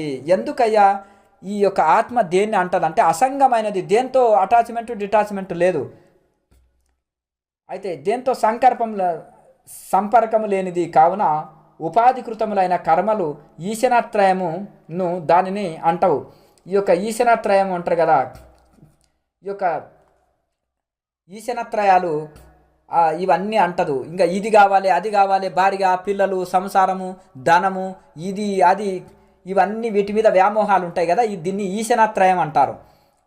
దారేశన ధనేశన పుత్రేశన ఇన్ని ఈశనత్రయాలు ఇవన్నీ కూడా ఆత్మని అంటవు. అది సాక్షిభూతంగా దేంతో అటాచ్మెంట్ లేకుండా ఉంటుంది కనుక. సర్వవ్యాప్త త్రికరణం లింగమిదం స్వాచ్ఛాదాత్మన పుంసః. ఈ లింగ శరీరమే చిదాత్మ రూపుడైన పురుషునకు సర్వవ్యాపము సాధ కారణము. అయితే ఈ శరీరము ఈ యొక్క ఆత్మ లోపల ఏదైతే ఉంటుందో ఈ శరీరంలో ఈ లింగ శరీరంలో ఈ ఆత్మ ఉంటుంది కదా, సర్వ వ్యాపారంలో అంటే ఏది చేయాలన్నా ఈ శరీరం ద్వారానే ఆత్మ అందులో సాక్షిగా ఉన్నా మరి ఏది చేయాలన్నా ఈ శరీరము ఒక సాధనం అవుతుంది. అన్నిటిని ఏది చేయాలన్నా కానీ. అయితే వడ్రంగి ఉన్నాడు అంటే కార్పెంటరు అన్నిటితోటి ఒక ఒక బాడ్ష అంటాడు, దాంతో అన్ని వస్తువులని చెక్కుతుంటాడు. అలాగే ఇప్పుడు కూటం ఉంటుంది. కూటం అంటే ఒక కూటం మీద అన్ని పనులు చేస్తుంటాడు. కుమ్మరివాడికి చక్రం మీద అన్ని కుండలు తిరుగుతుంటాయి, కానీ ఆ చక్రం మాత్రం అట్లా అది దాని చక్రముకు ఒక బొడ్డు ఉంటుంది, ఒక ఒక ఒక ఒక మేకు ఉంటుంది. ఆ మేకు మాత్రం కదలదు, చక్రం తిరుగుతుంది కానీ ఆ మేకు కదలదు. దాని మీద కుండలన్నీ ఎన్నో వికారం చెందుతుంటాయి, కానీ ఆ మేకు మాత్రము స్థిరంగా కదలకుండా ఉంటుంది, ఈ చక్రమే తిరుగుతుంటుంది. అలాగే ఈ యొక్క ఎవరైతే ఉన్నారో అవసలి వాళ్ళు బంగారు పని చేసే వాళ్ళకి ఒక దిండు ఉంటుంది, ఆ దిండు మీద అన్ని వస్తువులను తయారు చేస్తాడు, ఆ దిండు కదలకుండా ఉంటుంది, అదే కూటము. ఆ కూటము పరమాత్మ కదలకుండా నిశ్చలంగా ఉన్న ఈ శరీరం ద్వారా అన్ని పనులు ఇవి జరుగుతున్నా వాటికి సాక్షిగా ఉంటాడు పరమాత్మ. ఇంకా అయితే వడ్రంగి బాడిస చేత అన్ని వస్తువులు చెక్కినప్పటికీ బాడిస సాధనం వివిధ అన్నమాట. ఆ కారణం చేతనే ఈ ఆత్మ అసంగరహితుడు, సంగరహితుడు. అయితే కన్నులు దోషయుక్తంగా అయినప్పుడు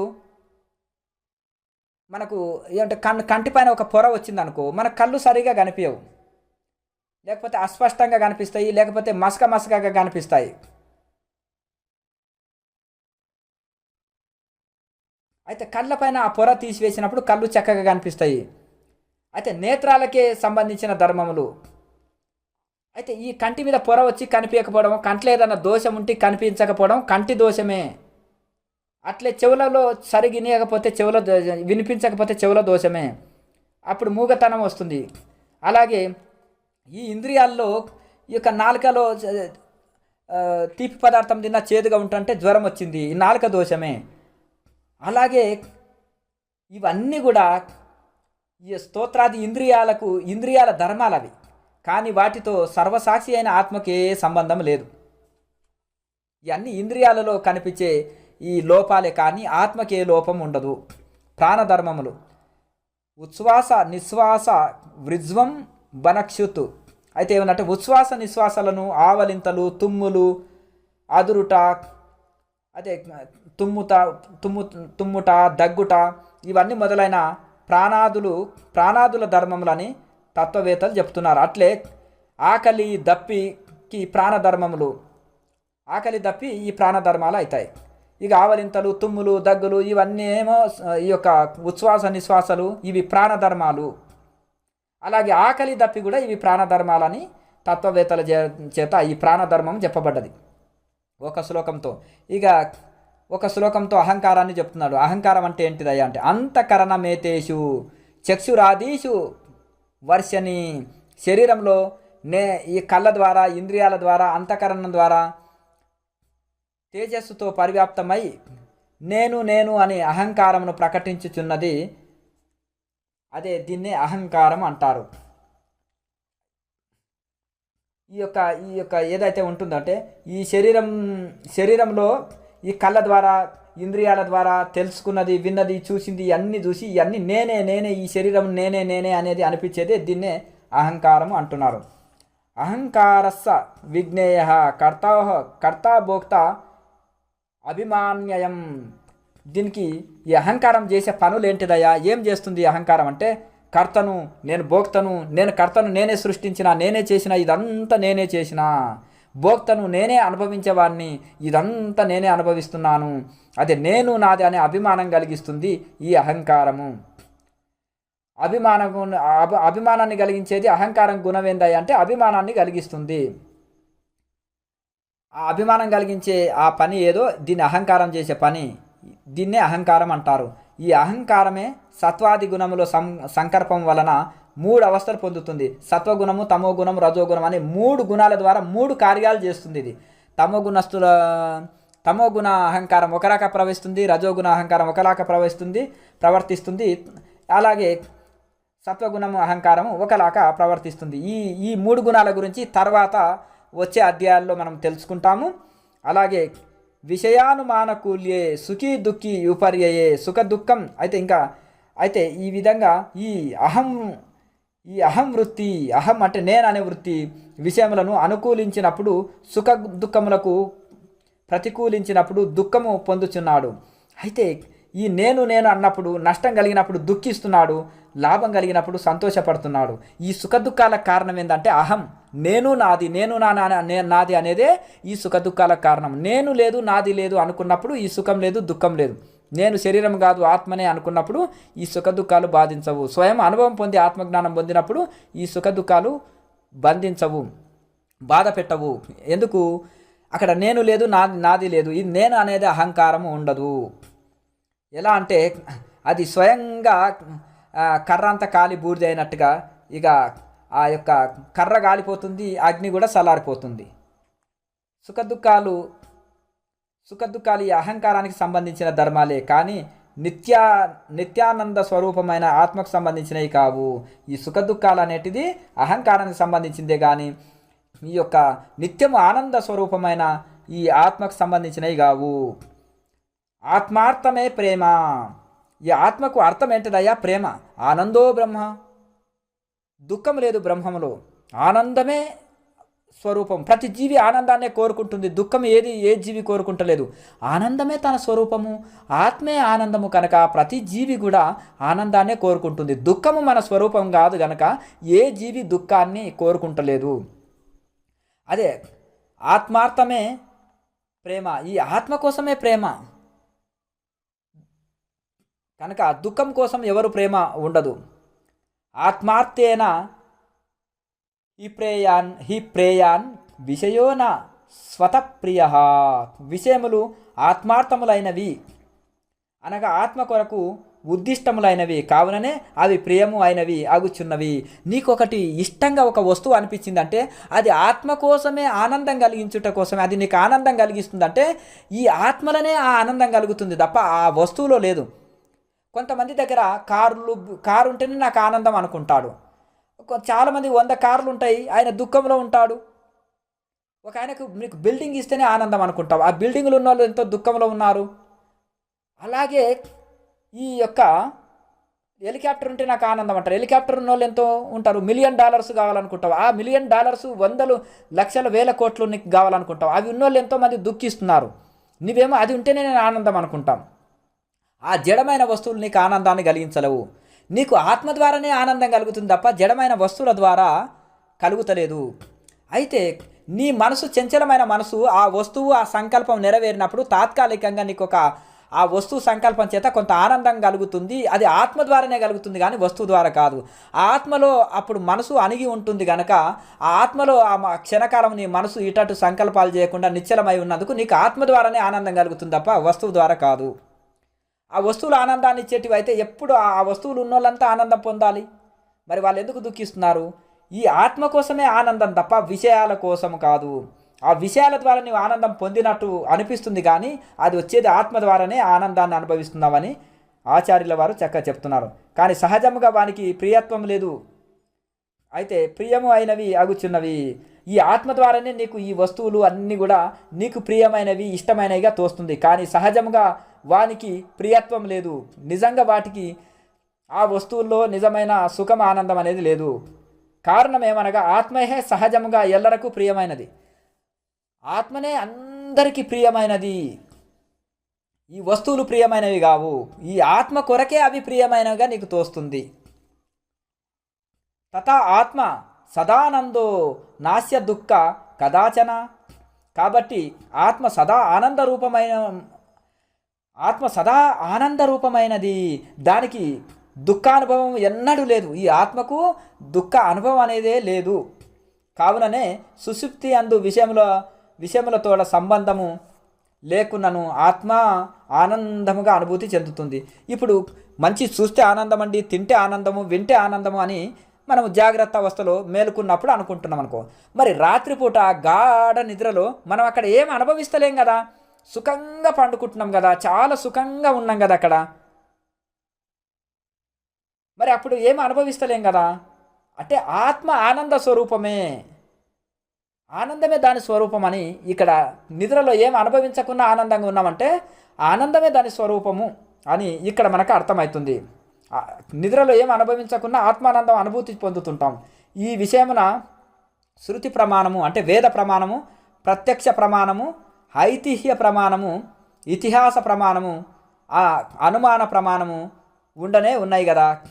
ఇవన్నీ కూడా మనము శృతి ప్రమాణం అంటే వేదం చెప్పిన ఆనందమే నీ స్వరూపం అని చెప్తుంది. ఆ వేద ప్రమాణం వచ్చే ప్రత్యక్ష ప్రమాణం అంటే నిద్రలో మనం ప్రత్యక్షంగా అనుభవిస్తున్నాం, ప్రత్యక్ష ప్రమాణము.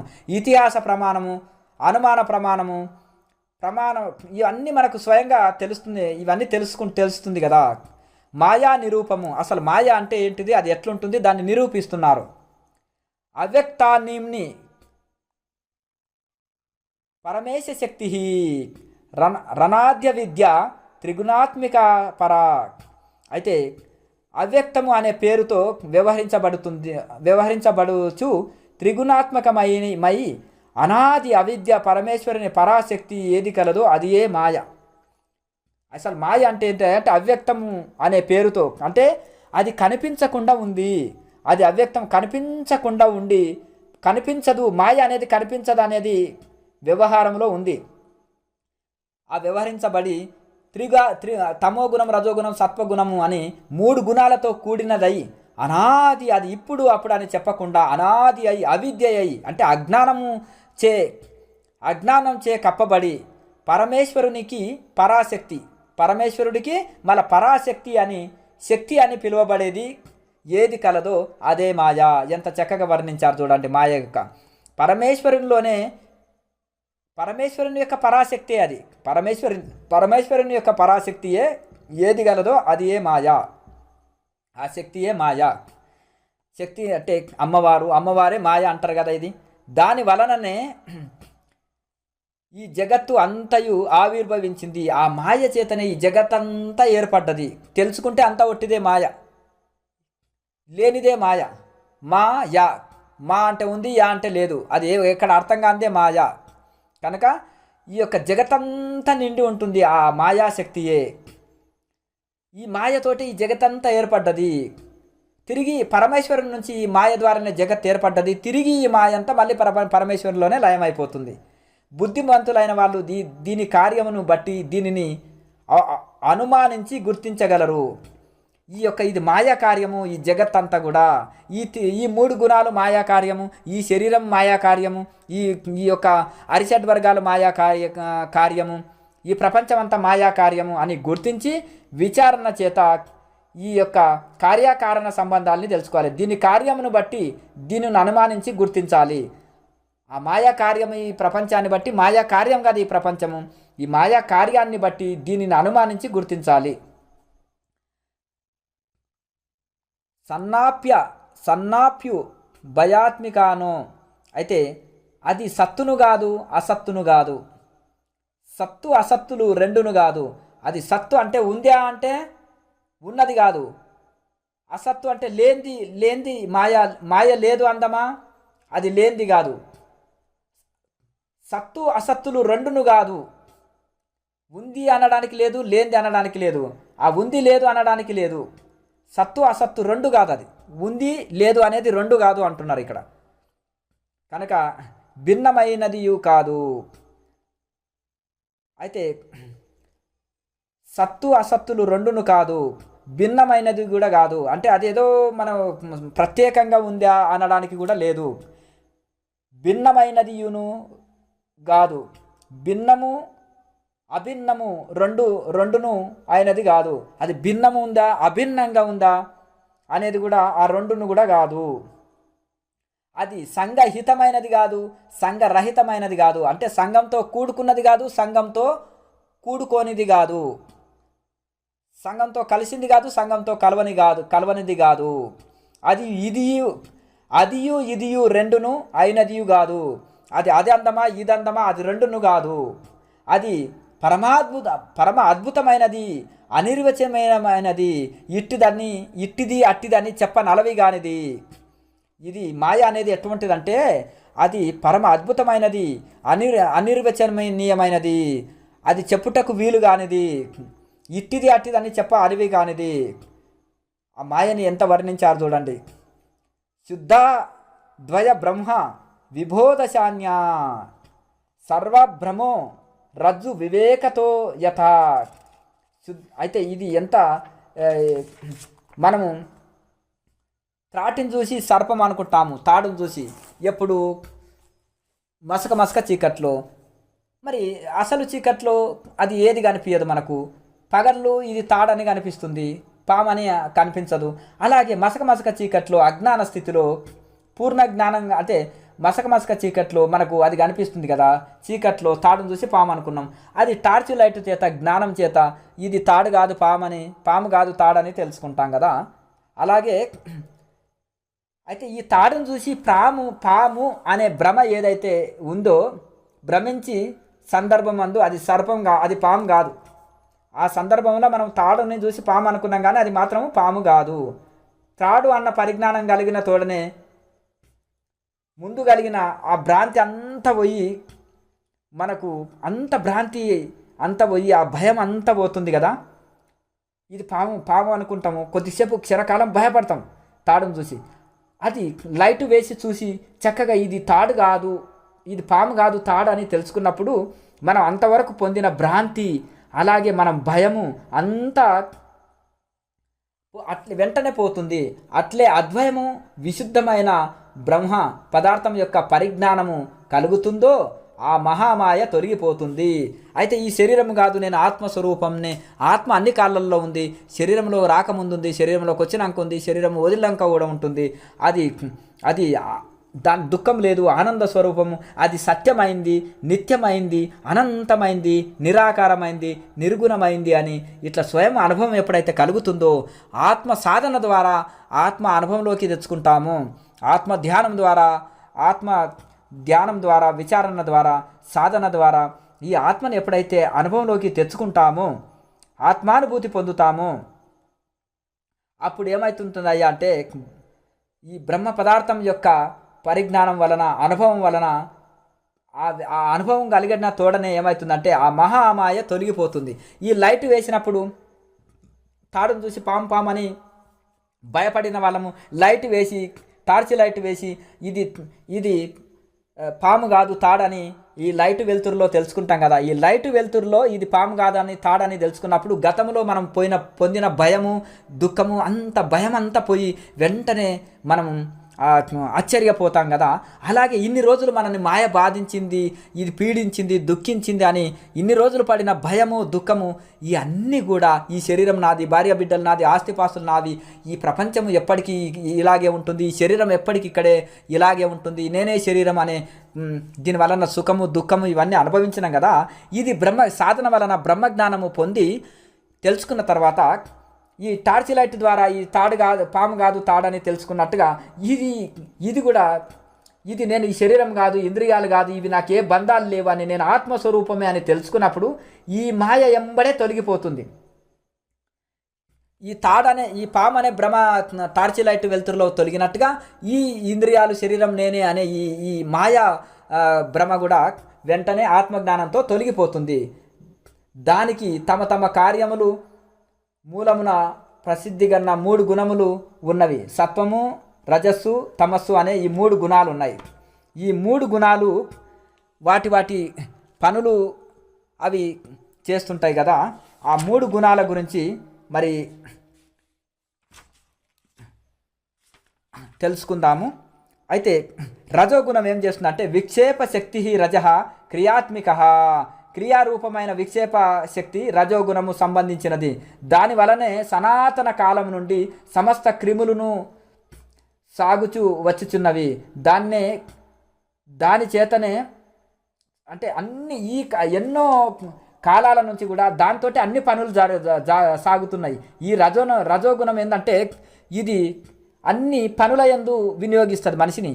ఈ రజోగుణం పెరిగే కొద్దీ కర్మల యందు తగులుకుంటాడు, కర్మల యందు ఆసక్తి కలుగుతాడు, అలాగే పేరు ప్రతిష్టల కోసం ప్రాకులాడతాడు. అందులో ఇంకా ఈ కర్మల యందు 24 గంటల కర్మలనందు తగులుకొని ఆ కర్మల వలనే క్రియలను అదే ఈ పనులు సాగిస్తాడు. దాని వలనే రాగాదులు ఇక మోహం కలుగుతుంది, రాగము.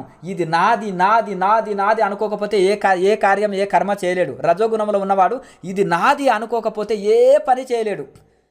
ఇక నాది అనుకుంటాడు కాబట్టి ఈ రాగము చేత ఇంకా ఇంకా ఒకే తెగ కర్మలు చేసేస్తుంటాడు. 24 గంటలు ఇక తిండి మీద ధ్యాస లేదు, ప్రపంచం మీద ధ్యాస లేదు, ఇంకా భార్య బిడ్డల మీద ధ్యాస లేదు. వాడికి ఎప్పుడు కర్మలందు 24 గంటలు చేస్తూనే ఉంటాడు.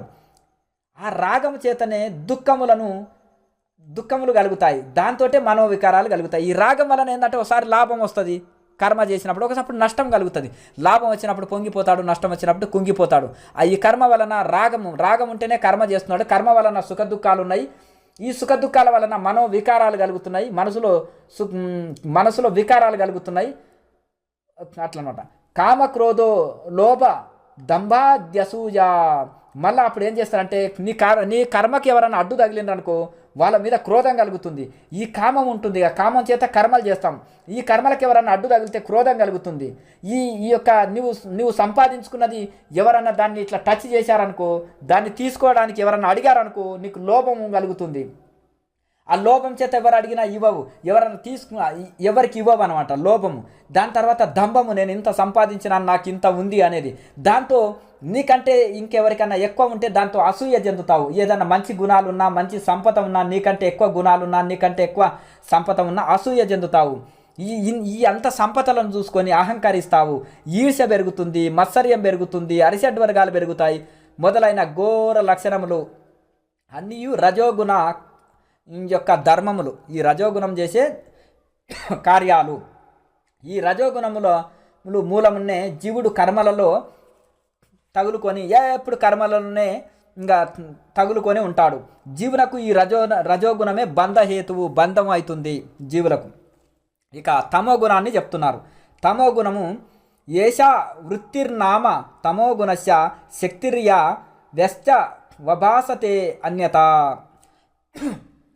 అయితే ఇక తమోగుణ లక్ష్యం ఒక వస్తువుని మరొక వస్తువుగా ప్రతీతమగుట.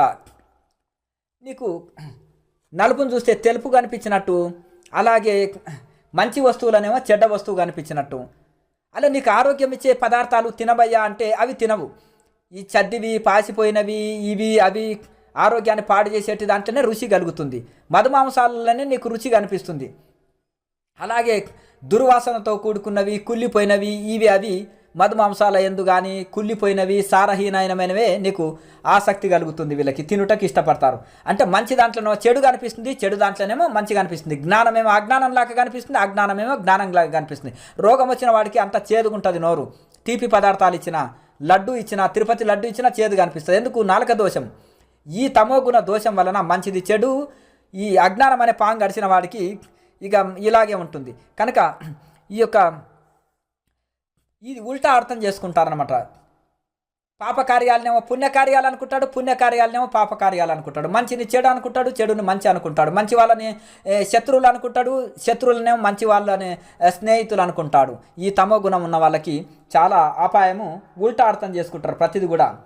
అయితే ఎందుకు ఇట్లా కలుగుతుందంటే తమో గుణం యొక్క ఆవరణ శక్తి చేత పురుషుని జనన మరణ రూపమైన సంసారమునకు అధికారము, విక్షేప శక్తి యొక్క ప్రసారమునకు కారణం ఇదే.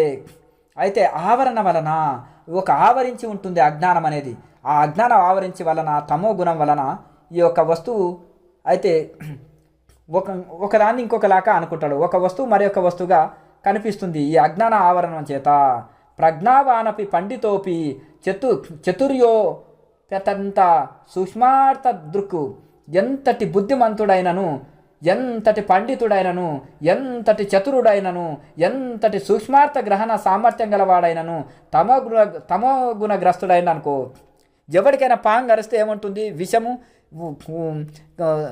బాధిస్తుంది. అలాగే రోగం ఉంటే ఎవరికి రోగం ఉన్నా పాయసం పోసినా చేదుగా అనిపిస్తుంది. నాలుకలో దోషము, పాయసంలో దోషం కాదు. అలాగే ఈ ప్రపంచంలో కూడా దోషముతో కూడుకున్నవే కనిపిస్తాయి. మంచిది చెడ్డగా, చెడ్డది మంచిగా కనిపిస్తుంది. మోక్షమేమో బంధంగా కనిపిస్తుంది, బంధమేమో మోక్షంగా కనిపిస్తుంది. మంచి వాళ్ళేమో చెడ్డ వాళ్ళలాగా, చెడ్డ వాళ్ళదేమో మంచి వాళ్ళలా కనిపిస్తాయి. మంచి కార్యాలేమో చెడుగా కనిపిస్తాయి, చెడు కార్యాలేమో మంచిగా కనిపిస్తాయి.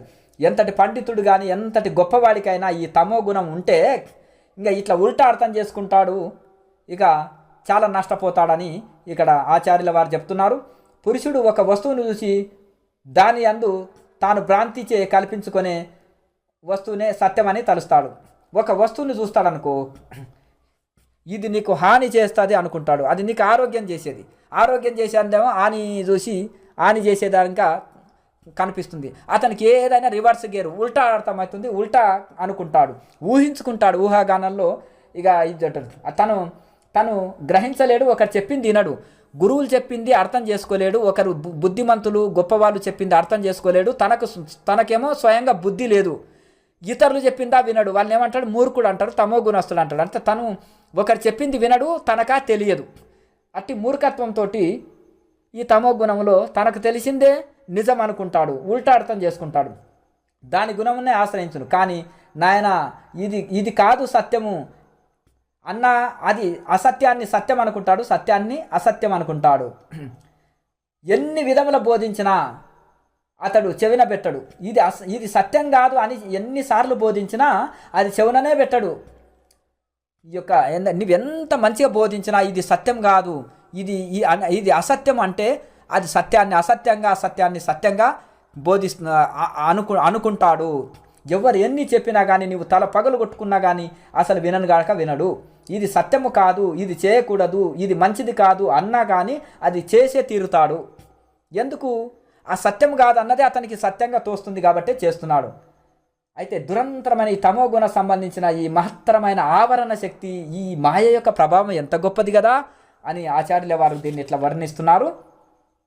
అభావన వా విపరీత భావన అసంభవాన విప్రతిపత్తిరస్యా. అభావన, విపరీత భావన, అసంభావన అనేది 3 ఉంటాయి. అభావన, విపరీత భావన, అసంభావన, దాని విప్రతిపత్తి అనునవి ఈ తమో గుణం యొక్క శక్తులు. ఇవి ఈ గుణం యొక్క ఆవరణ శక్తితో సంబంధం గల పురుషుని విడిచిపెట్టగలవు. విక్షేప శక్తి కూడి అతన్ని నిరంతరం ఒకంత కూడా నిలకడగలగనియవు, ఎప్పుడు చెలింపజేస్తాయి. ఒక్క క్షణం కూడా అతన్ని ఇది అంటారు. అయితే ఒక్క క్షణం కూడా అతన్ని ప్రశాంతంగా ఉండనియవు ఇవన్నీ. అయితే అభావం అంటే ఏంటిది అసలు? ఇవి చెప్పిండుగా తమో గుణస్తులకి ఈ లక్షణాలు. బ్రహ్మము లేదు అనుభావము కలిగించున్నది అభావము. అసలు భగవంతుడు అనేవాడే లేడు అనేది ఈ యొక్క అభావము. ఏ భావము? అభావము. భావము ఏదో ఒక భావం కలిగి ఉంటాడు అనుకో, దానికి ఆపోజిట్ అభావము. అంటే భగవంతుడు ఉన్నాడనే భావం మనకు కలిగిందనుకో, భగవంతుడు ఉన్నాడనేది భావము, భగవంతుడు లేదనేది అభావము. అంటే దాని వ్యతిరేకం అన్నమాట. అయితే అభావము అంటే ఇక్కడ ఏంటంటే భగవంతుడు లేడు అనేది అభావము, నేను శరీరమును అనుభావము విపరీత భావం. ఇది ఆత్మ నేను కాదు, నేను శరీరము నేనే శరీరం అనేది ఇది విపరీత భావన, విపరీతార్థం కదా. ఇప్పుడు అంటే ఒకటి చూసి ఇంకొకలాగా భావించడము, ఎండమావులను చూసి నీళ్ళలాగా అనుకోవడము, అలాగే కుందేలుకు చెవులను చూసి కొమ్ములు అనుకోవడము, ముత్యపు చిప్పలో చూసి ముత్యపు చిప్ప మెరుస్తుంటే అది వెండి అనుకోవడము, ఇట్లా విపరీత భావన అన్నమాట. నేనే శరీరం అనుకోవడము విపరీత భావన. ఏదైతే ఉన్నది అనుటలో కలుగు సందేహ వృత్తియే అసంభావము. ఆడ ఏదో ఉంది అంటే వ్యతిరేకంగా. ఇప్పుడు ఈ శరీరం నేనే అనుకుంటున్నాడు, నలుపును చూసి తెలుపు అనుకోవడము, పుణ్యం చూసి పాపం అనుకోవడము. అయితే భగవంతుడు లేడు అనే అనుకోవడమేమో అభావం అంటారు. అలాగే ఈ యొక్క శరీరము లేని శరీరాన్ని ఉన్నదిగా భావించి ఇక నేనే శరీరం అనుకుంటాడు. నలుపును చూసి తెలుపు, పుణ్యం చూసి పాపము, సత్యమును చూసి అసత్యం అనుకునేదేమో ఇక విపరీత భావం అంటారు. ఇక అలాగే విపరీత భావం అంటారు అని కలుగుతుంది. లేదా అయితే అవునా కాదా అనేది సందేహ వృత్తియే అసంభావన అంటారు. ఇది అవునో కాదో అనేది సందేహ వృత్తి. అంటే కుందేలు పోతుంది, దాని కొమ్ములను చూసి కొమ్ములు అనుకుంటాడు, చెవులను చూసి దాన్ని. అలాగే అతను ముత్యపు చిప్పలో మెరిసెను చూసి వెండి అనుకుంటాడు. అంటే అక్కడ అసంభావన చేస్తాడనమాట. సందేహ వృత్తియే ఇదేమో అని అనుకుంటాడు. అట్లా అన్నట్టు సంశయ వృత్తియే విప్రపత్తి అంటాడు. ప్రపంచంలో వ్యవహారమే మాయ యొక్క విక్షేప శక్తి. అట్లా ఈ యొక్క మాయ యొక్క విక్షేప శక్తి చేతనే ఈ ప్రపంచంలో ఇక అంతా ఈ విధంగా భ్రమించి ఒకదాన్ని ఒకలాగా అర్థం చేసుకుంటారు. అజ్ఞాన మలస్య జడత్వ నిద్ర ప్రమాద మూఢత్వ ముఖాస్త తమోగుణ ముఖస్తమోగుణ అంటే అజ్ఞానంతో నిండి ఉంటారు. ఆలస్యము, జడత్వము, నిద్ర, తమోగుణము, ప్రమాదాన్ని తెలుసుకోలేడు. అన్నీ ఇంకా మూఢత్వము, అజ్ఞానము మొదలగానే తమోగుణ లక్షణాలు. ఈ లక్షణాల చేతనే జనాలు ఏంటంటే మంచిది చెడ్డగా అనుకుంటారు, సత్యాన్ని అసత్యం అనుకుంటారు, మంచిదాన్ని చెడుగా చూస్తారు, చెడుదాన్ని మంచిది అనుకుంటారు, పుణ్యకార్యాన్ని పాపకార్యం అనుకుంటారు, పాపకార్యాన్ని పుణ్యకార్యం అంటారు. కొంతమంది పుణ్యకార్యం చేస్తుంటే కూడా నిందిస్తారు కదా, తమో గుణస్తులు అనమాట. మంచిని చేస్తుంటే కూడా వాళ్ళని నిందిస్తారు కదా, అది తమో గుణ లక్ష్యం. ఈ ప్రపంచంలో ఎక్కువ తమో గుణస్తులు ఉండడం వల్లనే మంచి కార్యాలు ఎవరైనా చేస్తుంటే వాళ్ళని దూషిస్తుంటారు, మంచి పనులు చేస్తుంటే ఎవరైనా దూషిస్తుంటారు. అలాగే మధుమాంసాలు తిని అవి పవిత్రమైన వస్తువులు అనుకుంటారు. పవిత్రమైన వస్తువులు పాలు, పెరుగు, పప్పు, అన్నము, కూరలు, శాకాహారం తినేటోళ్ళు వీళ్ళు మూర్ఖులు, అజ్ఞానులు అని అనుకుంటారు. మధుమాంసాలు తింటేనే వాళ్ళు ఇదే కరెక్ట్ భోజనం అనుకుంటారు, మానవ భోజనం అనుకుంటారు. ఇట్లా ఉల్టా అర్థం చేసుకొని ఈ అజ్ఞానము, నిద్ర, తమోగుణం, మూఢత్వము, అజ్ఞానము, జడత్వము, ఆలస్యము, ప్రమాదాన్ని కూడా తెలుసుకోలేరు. కనుక ఈ విధంగానే వెళ్ళదీస్తుంటారు. ఇవి తమోగుణ లక్షణాలు. ఈ లక్షణములు గల పురుషుడు అయితే ఏమి తెలుసుకోలేరు. ఈ గుణాలు ఉన్నవాళ్ళు, తమో గుణం ఉన్న వాళ్ళు ఏమి తెలుసుకోలేరు. అతడు నిద్రామత్తులో మునిగి ఉంటాడు. తాగినవాడు ఎప్పుడు మత్తులో ఉండి ఏం బట్టలు ఊసిపోయినా తెలియనట్టుగా వాడు ఒక అజ్ఞానం అనే మత్తులో ఉండి ఇక మంచి చెడులను ఏం తెలుసుకోడు. అతడు నిద్రమత్తుని వలె నిద్రమత్తులో ఉన్న వాని వలె, ఒక స్తంభం వలె, జడత్వం వలె, ఒక స్తంభం లాగా జడత్వం వలె వహించిన వాడ ఏమీ తెలుసుకోలేడు. ఇక సత్వగుణాన్ని చెప్పుకుంటున్నాము. ఇప్పుడు తమో గుణం చెప్పుకున్నాము, అయిపోయింది. ఇప్పుడు సత్వగుణం. సత్వం విశుద్ధం జలవత్త దాపి. అయితే ఏం చెప్తుందంటే సత్వగుణము నీటి వలె శుద్ధమైన నీళ్ళు ఉంటాయి కదా, అది చాలా శుద్ధమైన నీళ్ళ లాంటిది. అయినను అది రజోగుణముతోనూ తమో గుణంతో కూడి పురుషుని సంసార బంధనకు కారణమవుతుంది. అప్పుడప్పుడు ఏం చేస్తుందంటే ఈ సత్వగుణం కూడా తమో గుణం రజోగుణాన్ని ఎప్పుడైతే కూడి ఉంటుందో అది ఇంకా సంసారంలో బంధిస్తుంది. ఇది శుద్ధమైనది సత్వగుణం. ఇంకా నేను పుణ్యాత్ముని, నేను మంచి కార్యాలు చేస్తున్నా, నేను భక్తుని, నేను యోగిని అనే అభిమానంలో కూడా ఉంచుతుంది. ఈ సత్వగుణాన్ని కూడా దాటుకొని పోయి గుణాతీతుడు త్రైగుణ్యో విషయ వేద నిస్త్రైగుణ్యో భవార్జున. ఈ వేదాలు కూడా ఈ యొక్క త్రిగుణాల గురించే చెప్తున్నాయి. ఈ త్రిగుణాలని దాటుకొని పోయి ఇంకా నువ్వు అతీతంగా ఉంటారు. వేదాతీతుడు వేమన యోగి చెప్పింది వేదం సుమ్మి అంటారు. ఆ వేదము అతీత స్థితిలో 3 గుణాలు దాటుకొని ఉండి వాళ్ళు నోటికుంటే ఏది చెప్పినా అదే వేదం అవుతుంది. కనుక ఈ యొక్క 3 గుణాలని కూడా ఇది ప్రతిబింబమైన ఆత్మబింబము సూర్యుని వలె సమస్త జడ పదార్థాలను ప్రకాశింపజేయుచుండును. ఇది సమస్త జడ పదార్థాలని ఇది ప్రకాశింపజేస్తుంది. మిశ్రస్య సత్వం భవతి ధర్మ. అమానిత్వాదులు, యమనియమాలు, శ్రద్ధ, భక్తి, మోక్షం కావాలనే కోరిక, దైవీ సంపద, దైవభక్తి వీటిని విడనాడక ఇవి మిశ్రమమైన సత్వగుణముకు సంబంధించిన లక్షణములు. ఇవి ఏంటిదంటే ఇవి శ్రద్ధ, భక్తి, వైరాగ్యము, మోక్షం కావాలనే కోరిక ఇవన్నీ కలిగి ఉండి ఏవైతే ఉంటుందో ఇది మిశ్రమమైన సత్వగుణ లక్షణము.